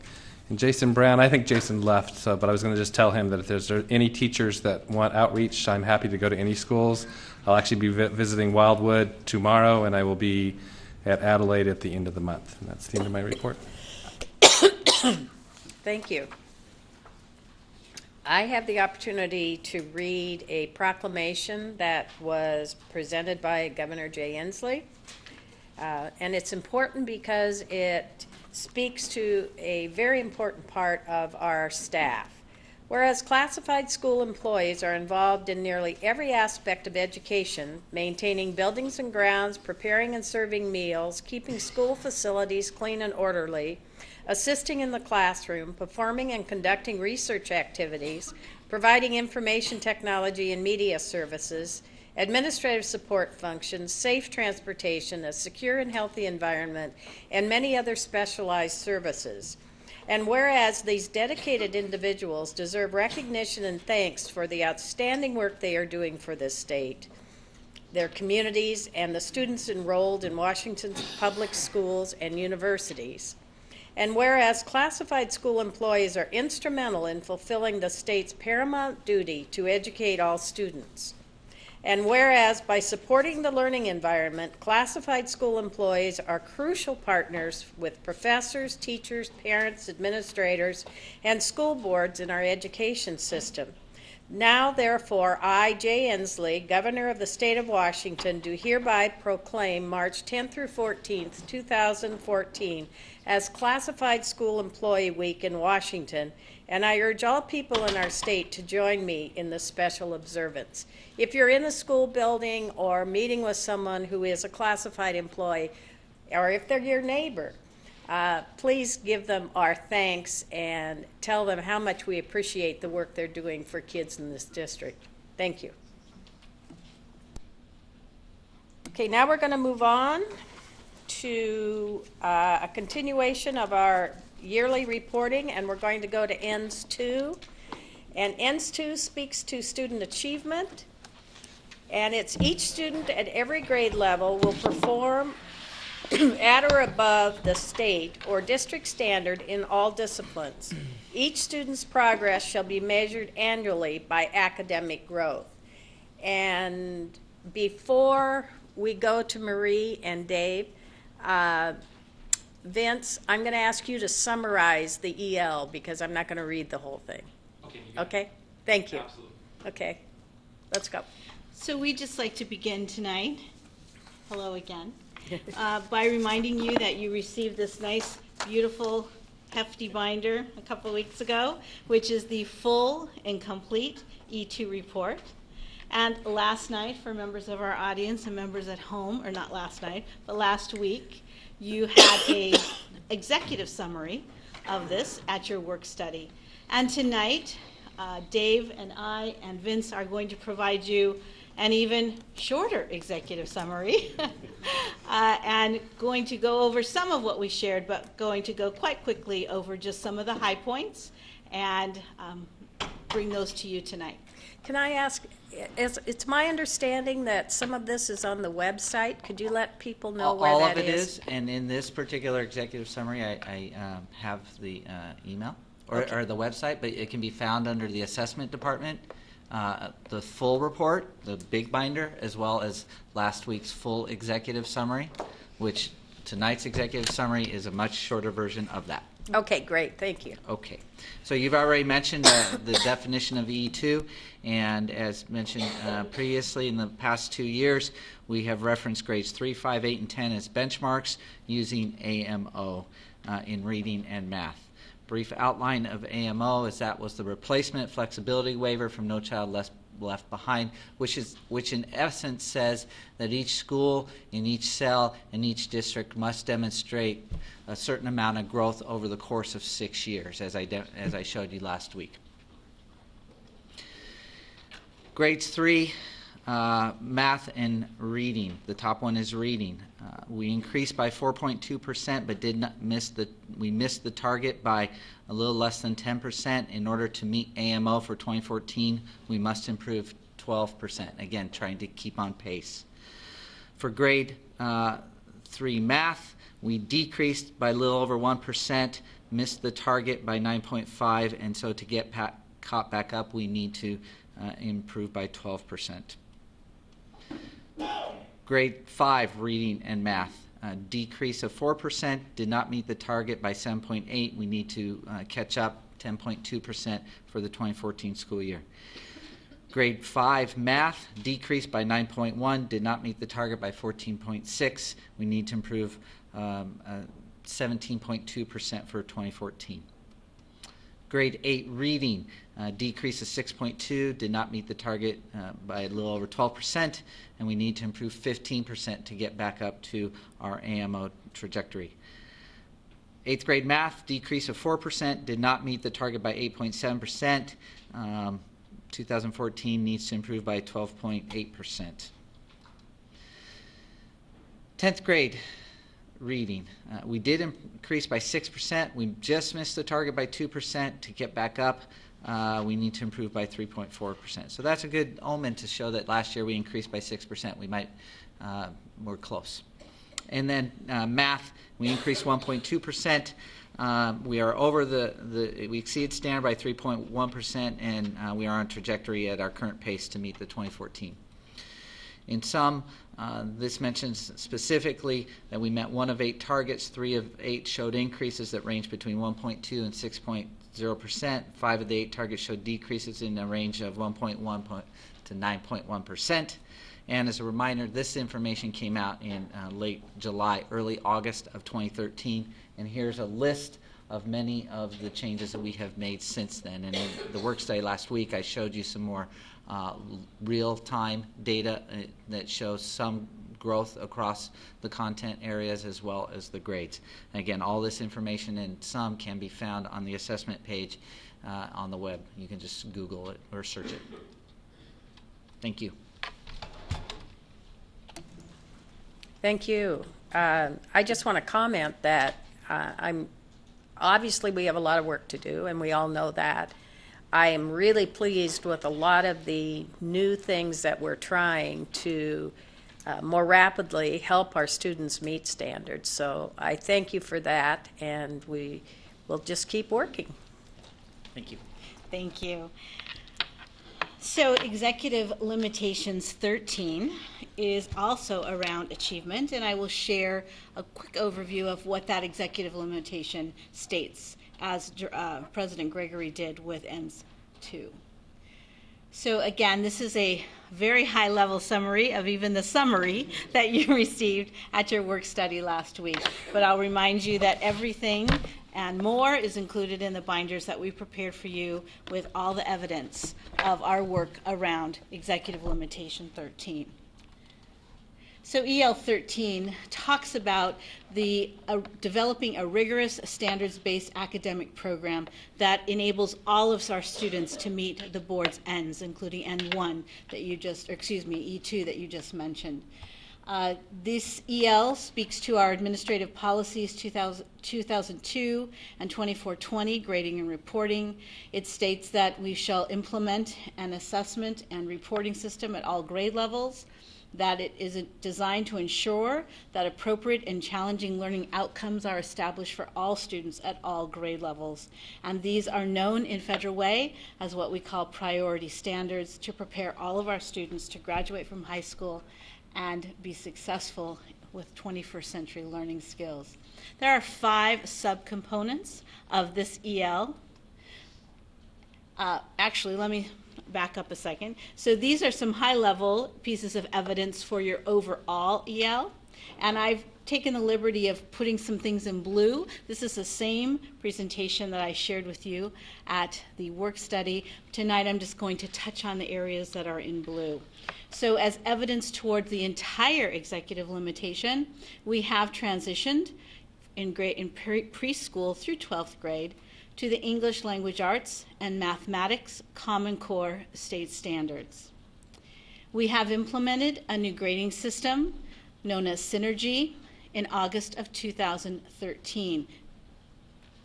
We have also implemented a K-12 reading and math screening assessment known as the STAR Renaissance Assessment.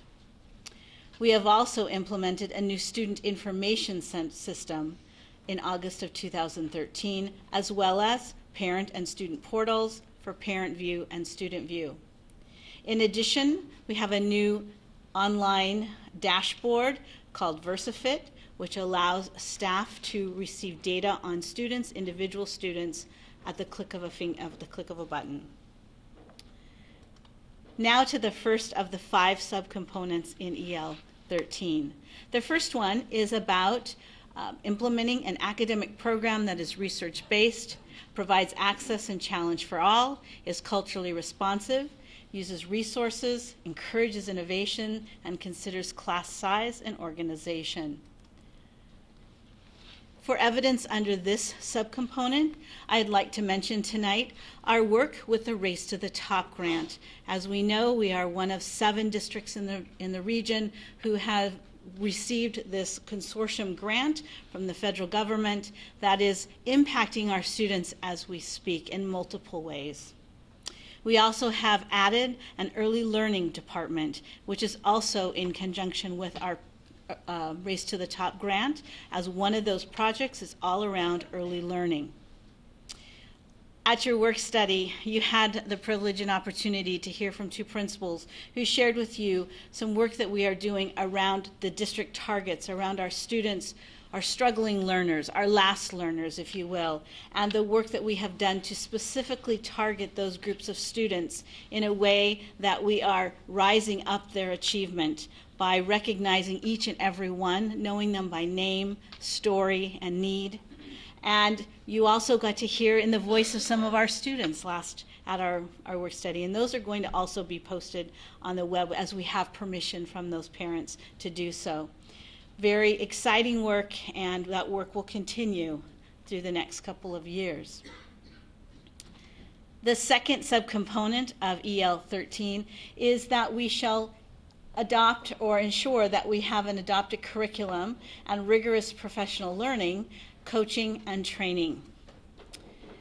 Under this area, I just wanted to highlight that we have worked with 2 outside consultants, very, very well received. The evaluations have been very high, very positive. We have worked with Dr. Aguirre in the area of mathematics, talking about culturally responsive mathematics instruction for all students.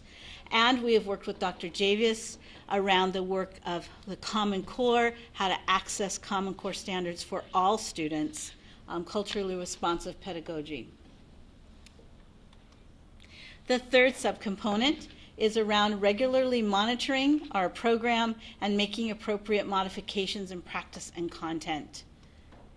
Again, as I shared earlier, we have adopted 2 tools. One I just mentioned, which is the STAR Renaissance tool, which allows us to progress monitor students and adjust the interventions or programming they're receiving instead of waiting for 6 to 10 weeks and realizing it's not working. We have also implemented the Fountas and Pinnell, which is actually a diagnostic tool, but it can also be used as a screener. So it gives us a great deal of information about our students as readers in kindergarten through 2nd grade. We have also prepared, or borrowed, I should say, from the coming up Smarter Balance Assessment, some snapshots for mathematics, and we've provided those to teachers to give them a beginning understanding and be able to share those with students, give those to students, administer them, so students can begin to see the kinds of assessments, the kind of questions that will be asked in the Smarter Balance Assessment. The fourth subcomponent of EL 13 is that we shall approve instructional materials and textbooks. And as you know, we do have a policy 2018, and we have a committee of community members, parents, teachers who approve all of our instructional materials through a process. As you heard tonight, and I heard Director McNalloy speak to ST Math, I'm so glad you got to see it. It is pretty exciting. It makes you want to sit down and get your hands on the keyboard, doesn't it? Yep. We have included more digital resources, and those will continue to grow. As part of Race to the Top Project 4, we've been able to offer those to more of our schools. And we've also are hoping to expand those as Executive Director Mayberry has shared with you through the IT work. We've also been purchasing iPads, more iPads for our kindergarten, first, and second grade teachers, as well as our CTE teachers. The kindergarten, first, and second grade teachers, there are apps that go along with some of the assessments, the Walk Kids assessment, as well as the Fountas and Pinnell system. So it enables the teachers to use this technology to expedite the assessment of those students. And finally, the last subcomponent of this EL is that we shall implement a standards-based grading and reporting system. And tonight, the highlights that I'd just like to share with you is that we had a parent forum this year where we spoke to some of the need for some adjustments to that grading and reporting policy. We prepared online surveys for parents, students, and staff. And we have implemented a grading advisory committee whose first meeting was on February 20th, and our second meeting is coming up on March 20th, where we will identify some common themes. We've actually not only just brought the input from the committee that they generated on the 20th as to improvements they'd like to see in the system, we also brought the feedback from the parent forum, because we collected all of those and typed it all up so we can match it and see where there's common themes. So those parents' voices, the large parent voices, will also be included. And we have also included 2 part-time grading TOSAs who I had the good fortune to meet with this morning. And they have been out, they are part-time teachers, so they're still in classroom using the tools. And they've been out in schools talking with teachers for the past 2 to 3 weeks, collecting more information about improving the utility of the tool, the grading tool. And they're assimilating that and putting that together so that we can turn around and share that with EduPoint to see if we can get some of those recommendations turned around to improve the system for our teachers. There was a flyover. What kind of questions do you have? We grilled her last Tuesday, so I don't know if we have more. Does anybody else have a question? Thank you.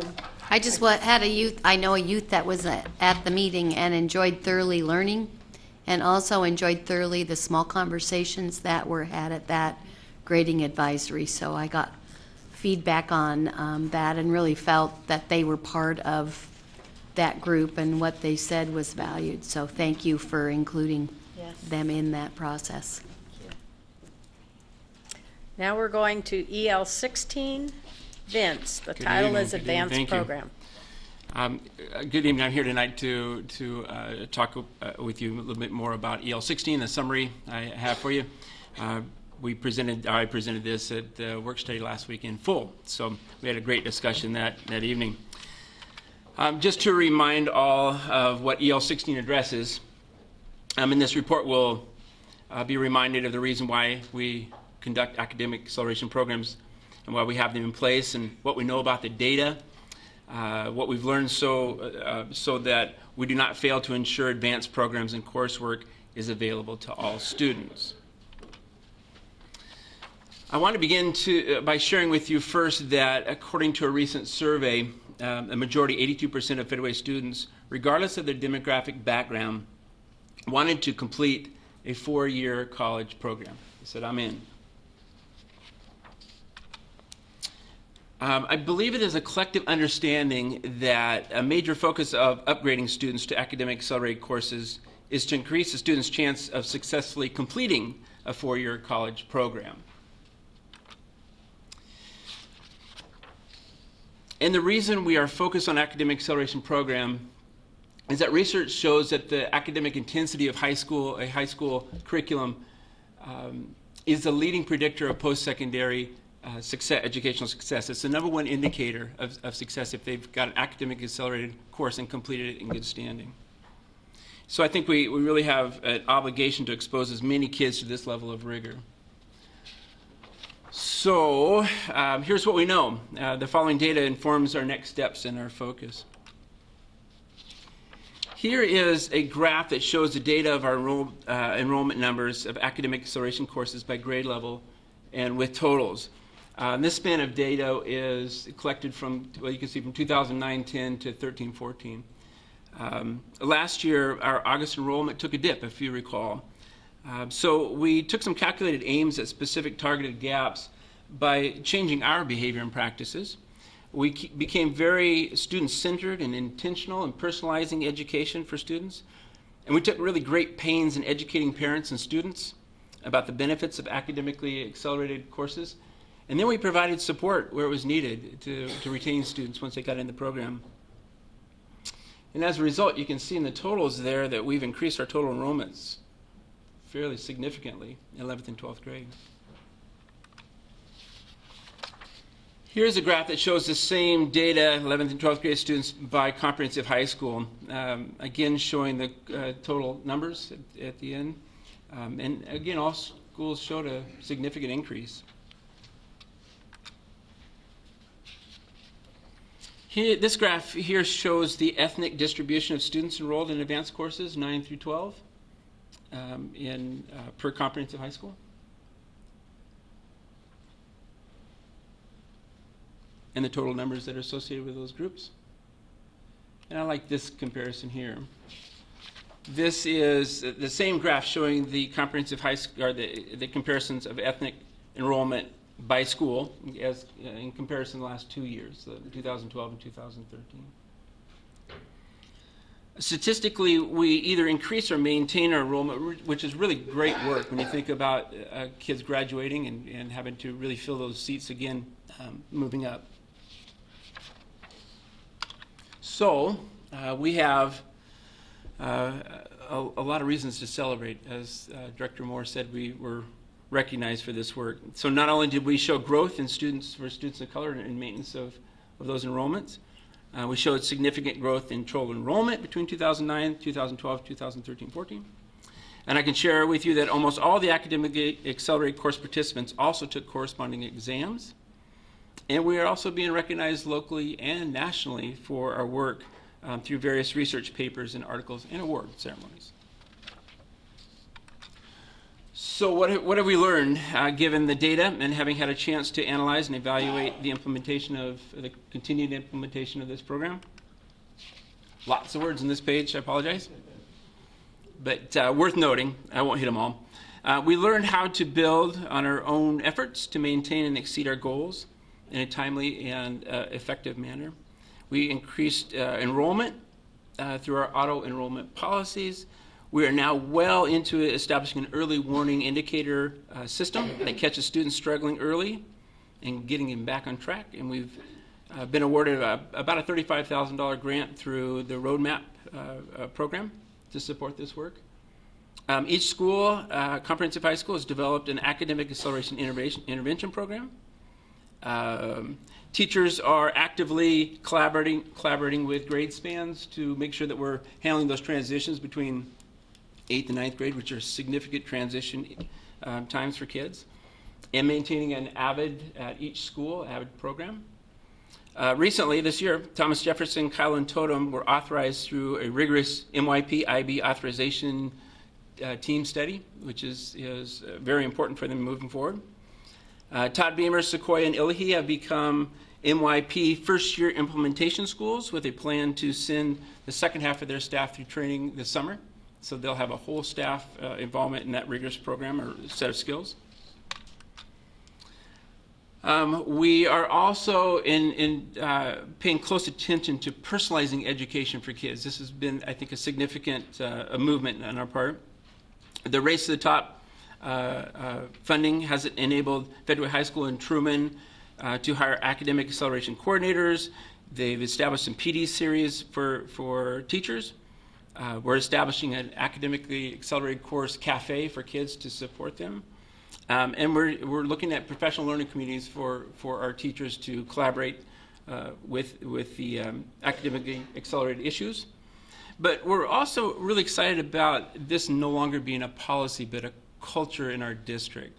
That we're seeing this as what we do now, and not really having a discussion about the policy.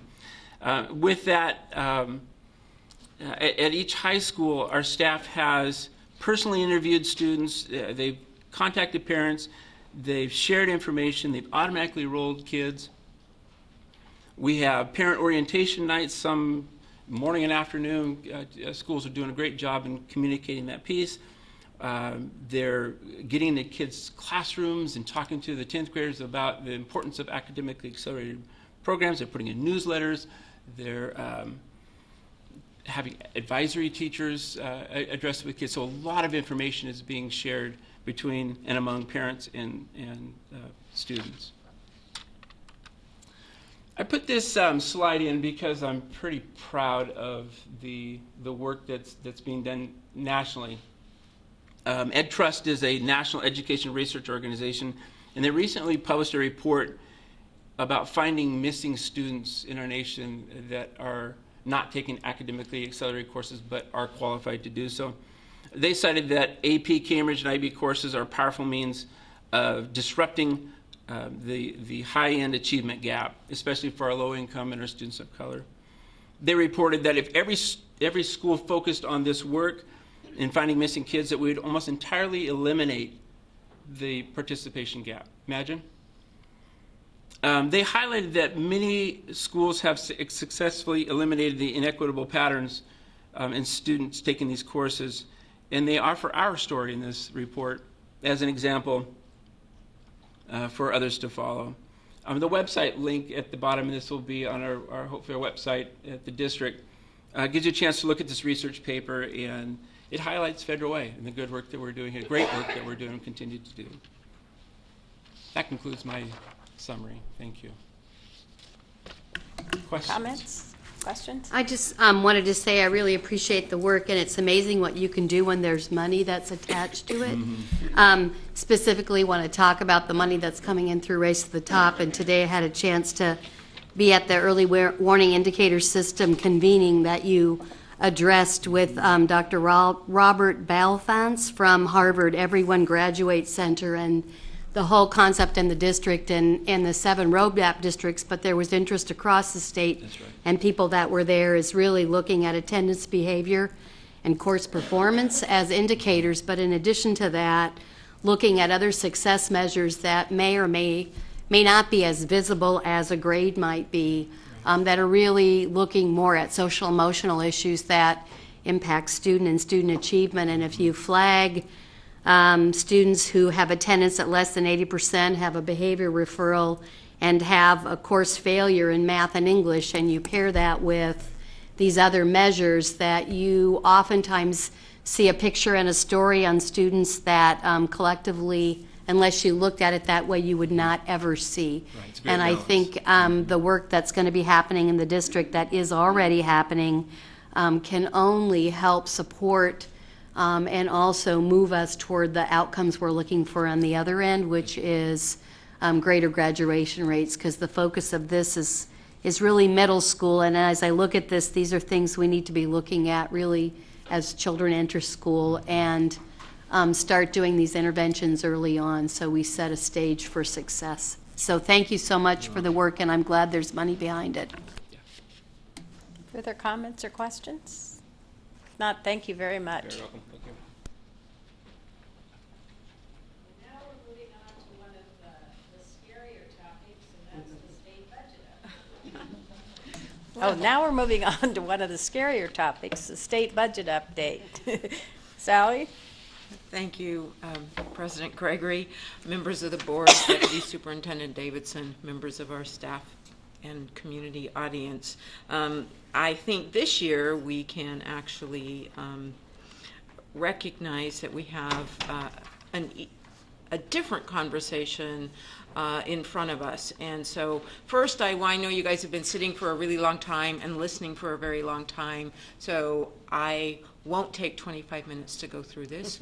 We do have a work study scheduled next Tuesday to talk about budget and elementary facility needs, so I'll certainly have an opportunity to dive deeper into various areas. So if I prompt certain questions this evening, while I'm not saying you shouldn't ask them, because I'd like to be able to respond, you're also free to email me those questions outside of this meeting so I can be best prepared for next Tuesday.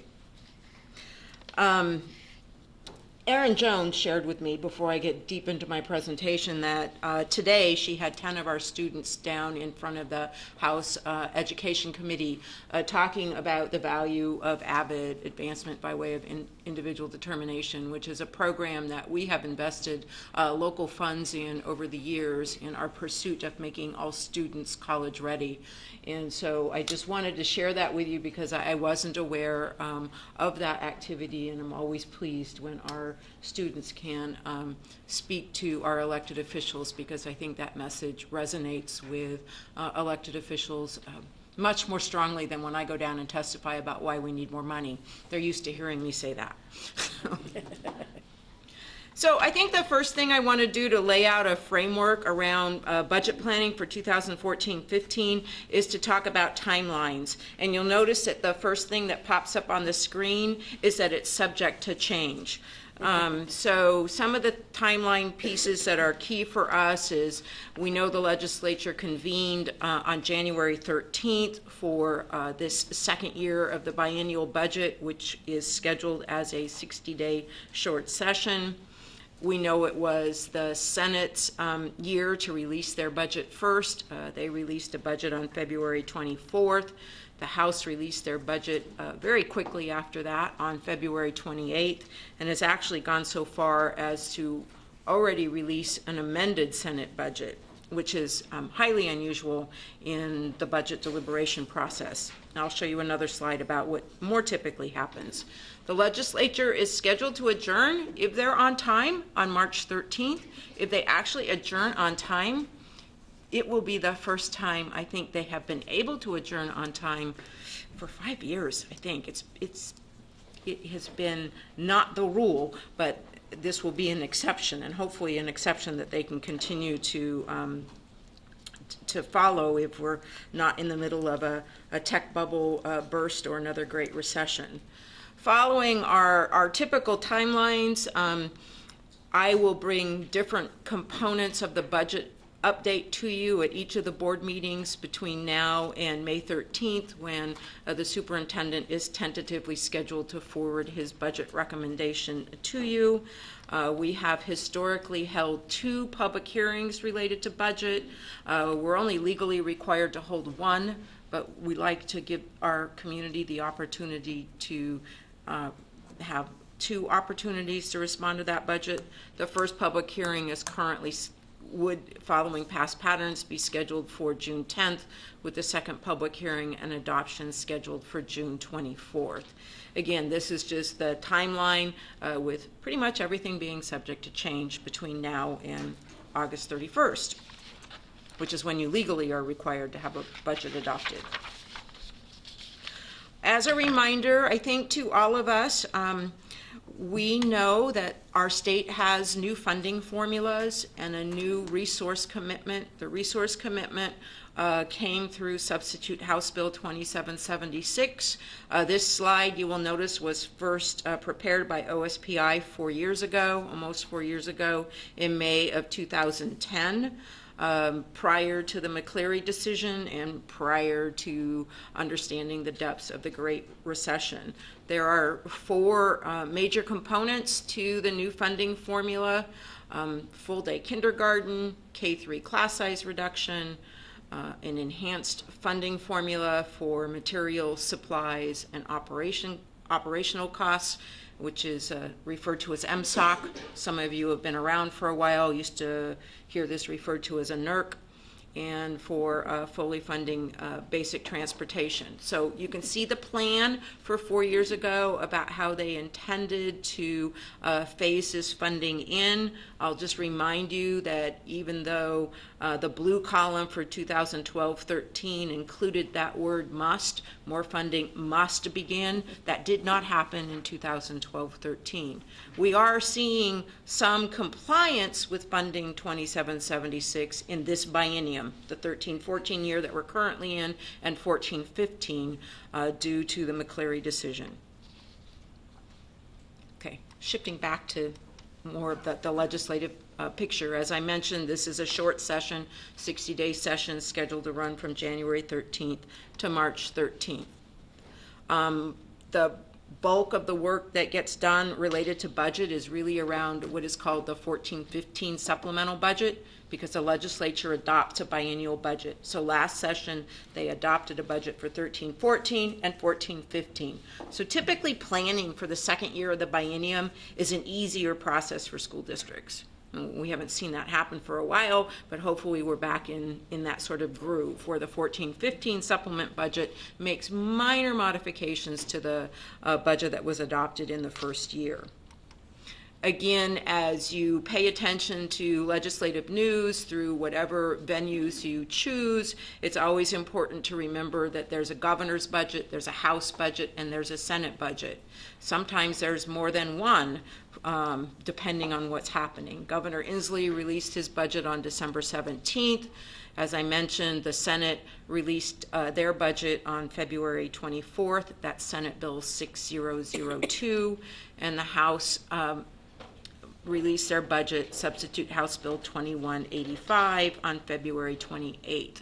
The House has also released engrossed Substitute Senate Bill 6002. So they took the Senate budget that's already come out of the Senate, and they've already responded to that, which is the unusual piece of the political process this time.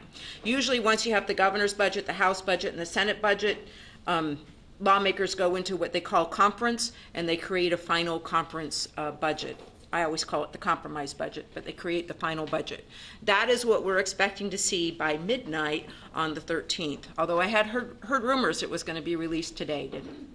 I didn't see it before this evening. So one of the sort of rules of thumb that I've always talked to people about is that with these three budgets, when I lay them down side by side around the major components, typically if you see something in 2 out of the 3 budgets, it has a fairly good chance of being in that final conference budget. So let's talk about the first line. You'll remember from that slide that we're looking at some increased funding to reduce class size in high poverty schools. The funding formula, if it's fully funded, as McCleary requires, will reduce class size, in theory, to 17 when it's fully funded in grades K, first, second, and third. Creates a whole nother host of problems that we'll talk about more on Tuesday. But in theory, we'll get to 17. The first step along this journey is to reduce class size in kindergarten and first grade in schools that are designated high poverty to an average class size of 20.3. Currently, we have 20 of our 23 elementary schools that qualify as high poverty. One is really on the bubble, so they could end up not being considered high poverty, but we have 20 out of our 23 schools that are considered high poverty. So we know that we're going to I am expecting that because it's in each of these budgets, that we will see an influx of funding to help reduce class size in our high poverty schools for kindergarten and first grade. What is unusual about this funding stream is that typically our funding formulas are allocation formulas. They take all the factors that get involved in the 47-page funding formula and say, voila, that's how much money you have to work with to figure out how to serve your instructional program next year. What's happening with this class size money is not only will the funding be generated, but there will be a compliance measurement attached to that. And those draft rules are out. But if you think about some of the challenges of achieving the maximum funding, if you think about some of our small elementary schools that say only have 2 kindergarten classes and 2 first grade classes, well, if you have 20 in one class and 21 in another, your average is going to be 20.5. So you're not going to achieve the maximum funding because you can't get to 20.3 with 2 classes, one of 20 and one of 21. And the same is true if you have 3 classes, 20, 20, and 21, you get to 20.33 I'm pretty sure we won't be compliant. That might be as close as we can get. And, you know, quite frankly, our schools are neighborhood schools, and students don't come nicely bundled, you know, in increments of 20.3. Last time I checked, I don't ever think I see nicely bundled kids in units of 20.3. So when we model this revenue stream, we will not model it at the maximum amount of 20.3 because we will not ever achieve that number. And unfortunately, in some places where we're below 20.3, because that has happened, where we will strategically staff our kindergarten classes at a lower number, 18 or 19, because if you don't have them at 18 or 19, they're sitting at 26 or 27, we won't get any credit for being below 20.3. At least the way the draft rules are written. So that's the K-1 high poverty piece, which I am excited about, having that opportunity to once again retarget K-1 class sizes at 20. For those of you who've been around for a while, when we had I-728 funding, the Student Achievement Initiative, that was a very clear target in our district that we worked very hard to get kindergarten and first grade classes near 20. We've drifted away from that through the Great Recession, but we're not far away from that. MSOC, you can see our current level of MSOC funding is $737.02 per average full-time student. The governor, the Senate, and the House are each proposing to increase that. I'll talk a little bit more about MSOC in another slide. The next five components, all the way down to COLA, are related to a piece of legislation that was passed last session that was going to require school districts to change instructional hours for students in grades 7 to 12. Currently, the state minimum is 1,000 hours. The legislation was written to increase that to 1,080. We are at 1,080. And there was funding that was supposed to come along with this increase in instructional time. There were also lots of concerns about how this was going to work. So at this point in time, it appears to me that the Senate version, what they're doing is removing that requirement to go to 1,080 hours, but they're taking that money that they had committed to the additional hours of instruction and threading it back out to high schools with yet another bump in MSOC, with an interest in reducing lab science class size to 19.98. I'm really amazed at how we come up with partial students, and increasing the counselor allocation. Now, obviously, no rules have been written around any of this yet. The reason I feel confident that this Senate version might be the one that actually comes out of the conference budget is because when the House did their engrossed substitute Senate Bill 6022, they adopted this portion of the Senate budget. So that says to me that there's agreement around that piece. The COLA, I have another slide. So again, at the same time Initiative I-728 was passed, which was in November of 2001, Initiative I-732 was passed to provide cost of living adjustments, or COLAs, for all K-12 employees. And in the House budget, the House is proposing a 1.2% increase in the salary allocations.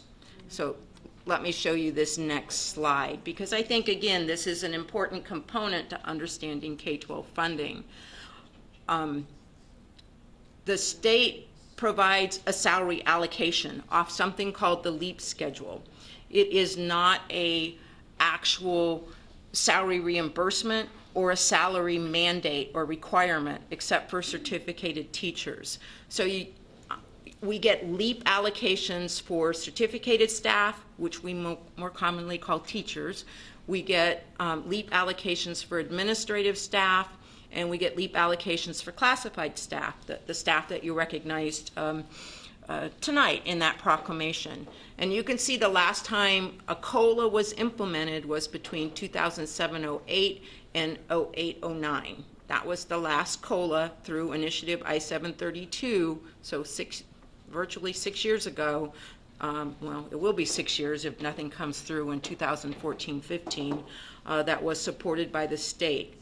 The numbers in red represent actual reductions to the level of state funding that was provided for salary allocations. So for our certificated staff, our teachers and our educational staff associates, the state actually reduced their contract from 182 days to 181 days between 08-09 and 09-10. The district picked up that additional day.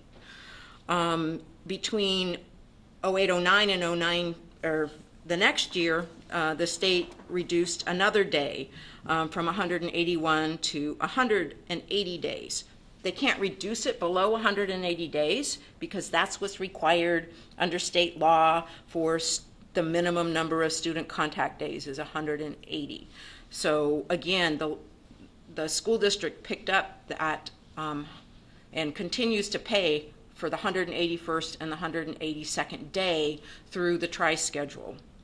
In 11-12 and 12-13, you'll see red across all three of those columns, and that was when the state implemented the concept of a furlough, which they did by reducing our salary allocations.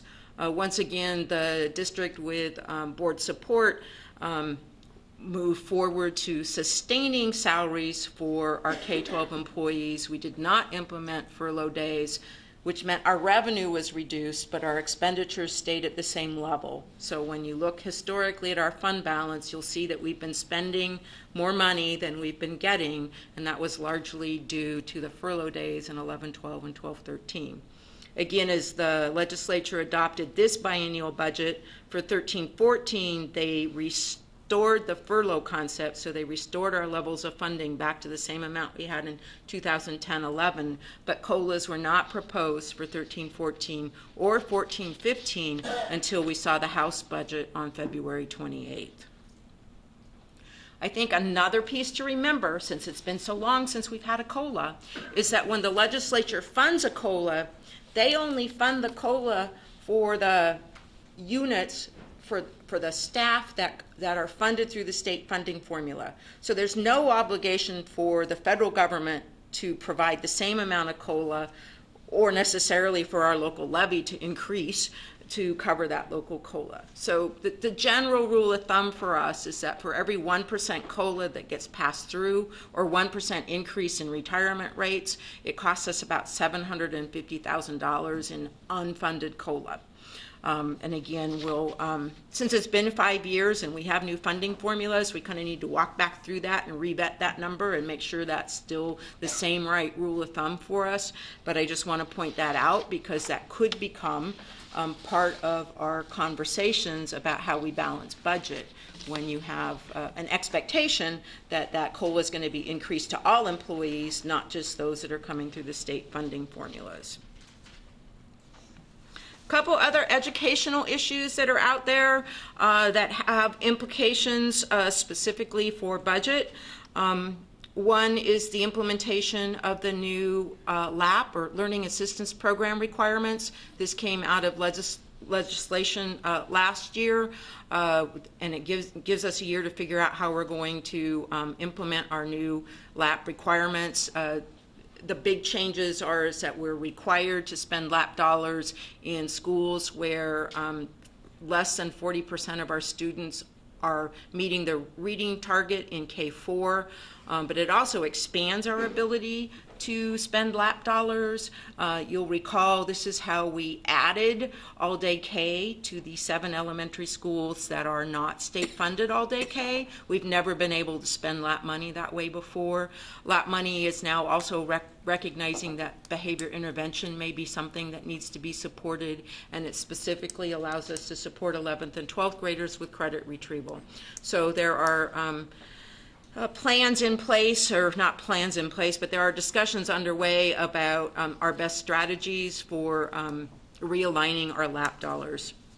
I talked briefly about the fact that the 1,080 instructional hours in grades 7 through 12 looks like it's being modified through engrossed second substitute Senate Bill 6552, which instead of mandating an increase in instructional hours, implements the core 24 credits required for graduation in 2019. This legislation has not yet passed, but that appears to be the direction we're headed in the next 48 hours.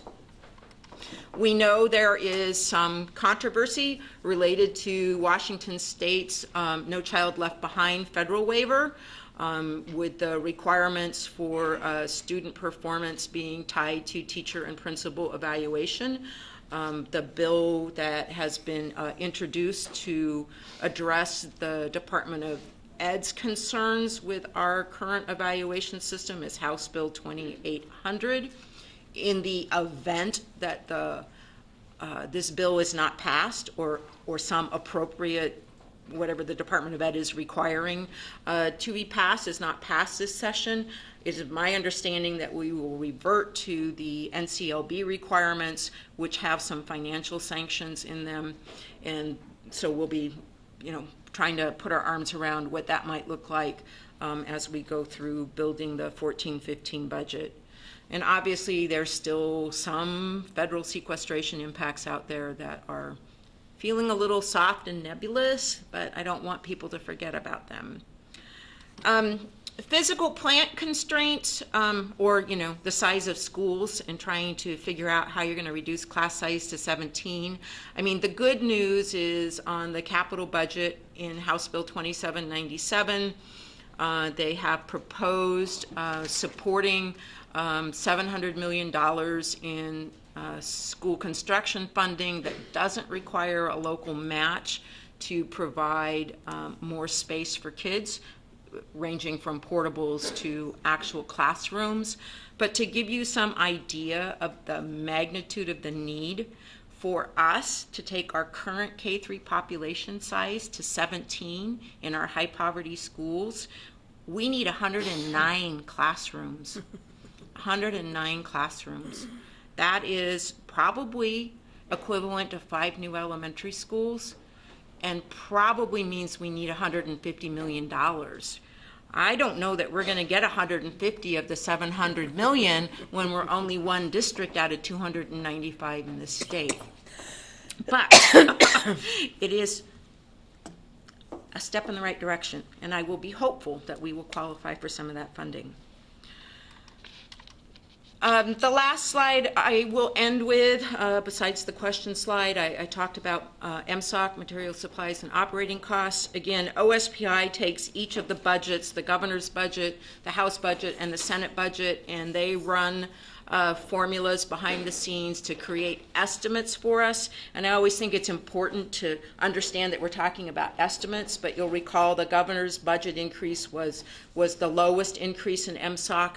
But even with that low amount, we're talking about $800,000. The highest MSOC increase was in the Senate budget, which would potentially generate about $2.2 million. I think it's important for us to be thinking about some strategic investments in 3 key areas. And those 3 key areas would include curriculum and instructional materials.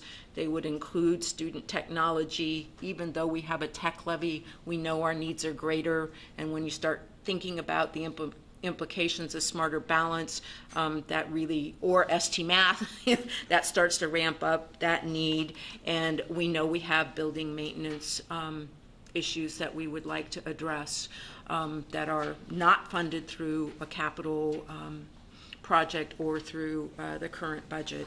So again, just to give you some idea of, yeah, it's new money, but the needs are still going to outweigh, I'm sure, what our resources will look like. But we get to make choices about how to add this year instead of choices about how to subtract. And I hope I remember how to add. Thank you very much.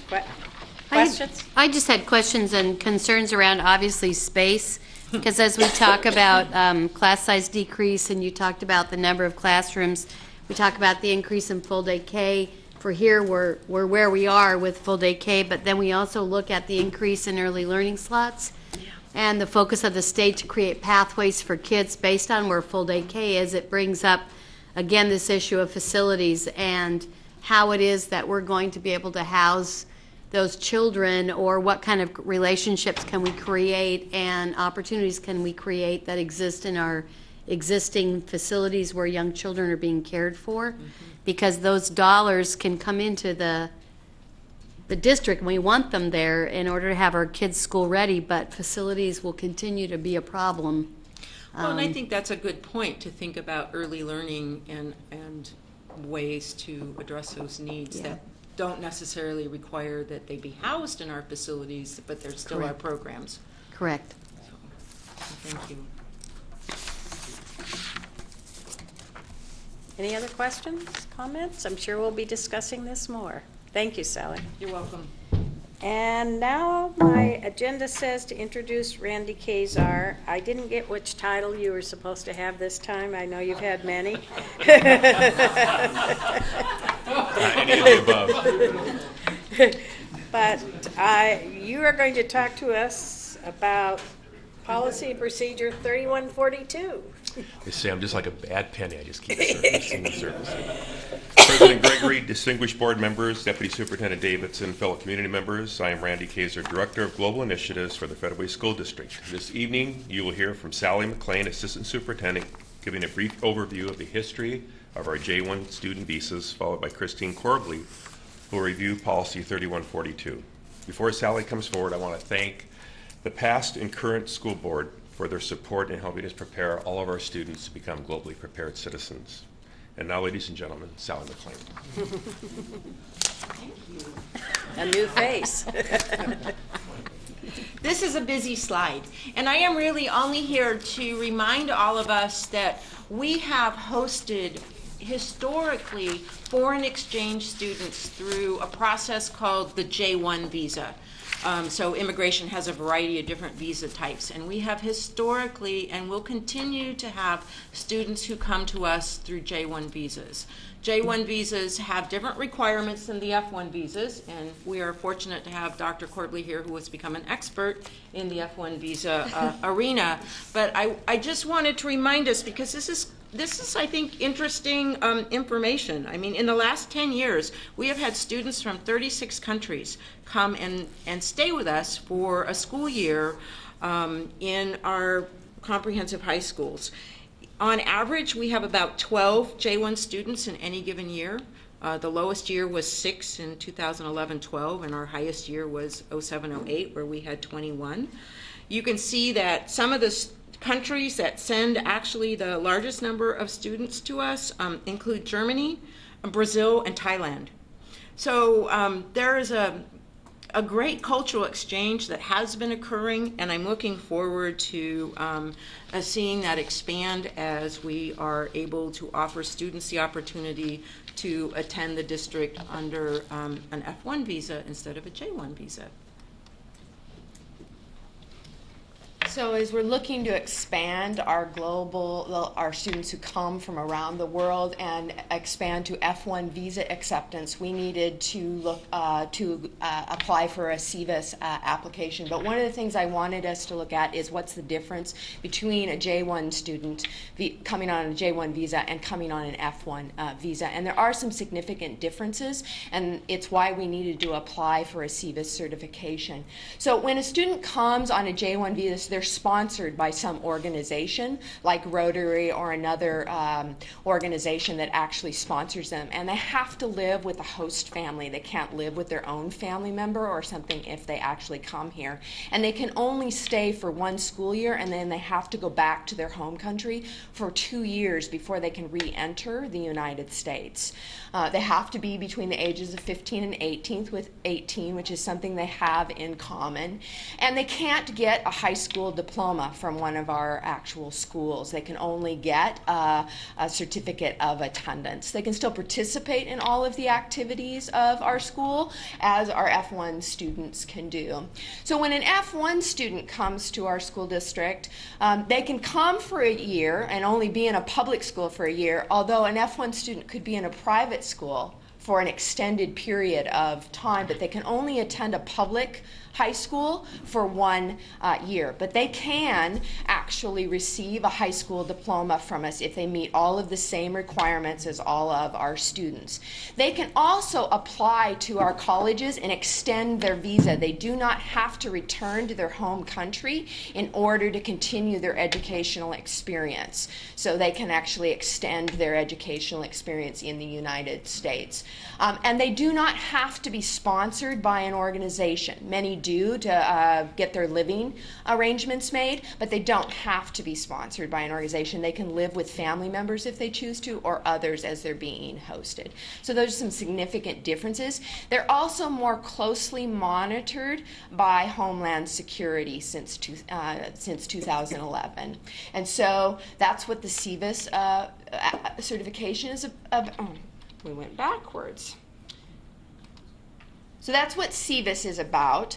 When we apply for certification, we're applying actually so that we can actually give students what they need to actually apply for their F1 visa. So a student who wants to come to our district would fill out an application, and then we provide them an I-20 form so they can actually get an F1 visa, because a student can't enter the country without an I-20 form, because Homeland Security monitors all students who come into the country on an F1 visa. And so we have to be part of that, what's called the Student Exchange Visitor Information System, and we monitor those students very closely even once they've arrived here. So we applied for that application in October of 2013. We had to go through an interview process with Homeland Security, and we received that certification in January. So we needed to make some changes in our board policy, which I'm going to highlight for you, to include F1 students, because our current policy only included J1 students. So we needed some language around our F1 students and the requirements around those particular students. And that's the changes you'll see in our board policy, as we added some language around our F1 students. We're also in the process now of creating an application for those students specifically, which is a little more intense than the J1 students, because they really apply through that host organization, and so they have a very short application they provide to us, because with the F1 students we'll also be looking at their transcripts, because most of them will be seniors who apply looking to get a high school diploma for us, and we need to be able to determine whether they meet the requirements of our school district. So once that is completed, we'll then revise our website and update that. We hope this fall to accept about 5 to 15 students into our schools who are on F1 visas. So let's talk about the key changes to our board policy. Can I interrupt? Certainly, I'm Carol. sorry, can I interrupt and ask one question? I was under the impression these were administrative policies. Are they administrative or board? They are. Okay, they're administrative. Okay, yes. Thank you. That's just how we handle it. Yeah. So the change in language has added F1 students to the policy, where it only said J1 visa students. We've added F1 visa students. In policy 3142, we added some different requirements about what it takes for an F1 student to apply to our school district, and so you'll see that in the section for F1 students. And then we changed a term. There was a term called Office of Student Placement. We changed all of those to the districts, because there'll be 2 different offices handling the different students. So we wanted to just be more broad in that term about who will handle it, because the F1 students will be handled by a different department than the J1 students. So those are the key changes you will see in the board, the policies and procedures section of the policy. So any questions? Question. So these are 1-year F1s? Yeah, because F1 students can only attend a public high school for 1 year. So is it possible with TAF to apply for a 2-year, because it's kind of a hybrid, or is it? No, federal law says that a student can only attend a public high school for 1 year. So an F1 student could not can't come to the United States and attend any public high school for more than a year. Thank you. I am going to proceed as if this is an administrative policy. On the document we have, it says adopted and revised under policy governance. So if that's the case, can this come back if it needs to? Or are we on a time crunch? So it was being provided as information under my understanding about administrative policy and procedure updates, but because it's related to the global initiative, we wanted to make sure that there was an opportunity for the public conversation about this particular change. Do you see what I'm referencing on the bottom? I don't have it. Yes, that is the common footer on all of the administrative policies. Policies and procedures. Okay. So thank you. There is an umbrella. Okay. Okay. I get it now. Okay. It kicked in.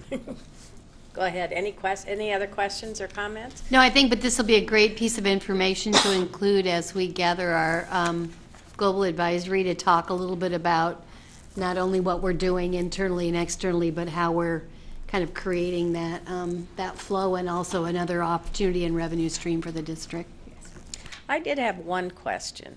How are these students related to the relationships we've established in other international districts or countries? So one of our hopes is to build relationships, and that many of our F1 students will come from those sister schools that we are actually developing relationships with. And so we have already begun some conversations with some of those schools, and they are wanting to send some of their students on F1 visas to our schools. There is an advantage over a J1 visa to send on an F1 visa because you don't have to go back to your country for 2 full years before you can re-enter the United States on some sort of educational visa. And so many students, even if they only want to come for a year, would prefer to come on the F1 visa rather than on the J1 visa. And so our opportunities for more students to come from a larger variety and from our sister schools increases with the F1 visa opportunity. Great. Thank you. Mm-hmm.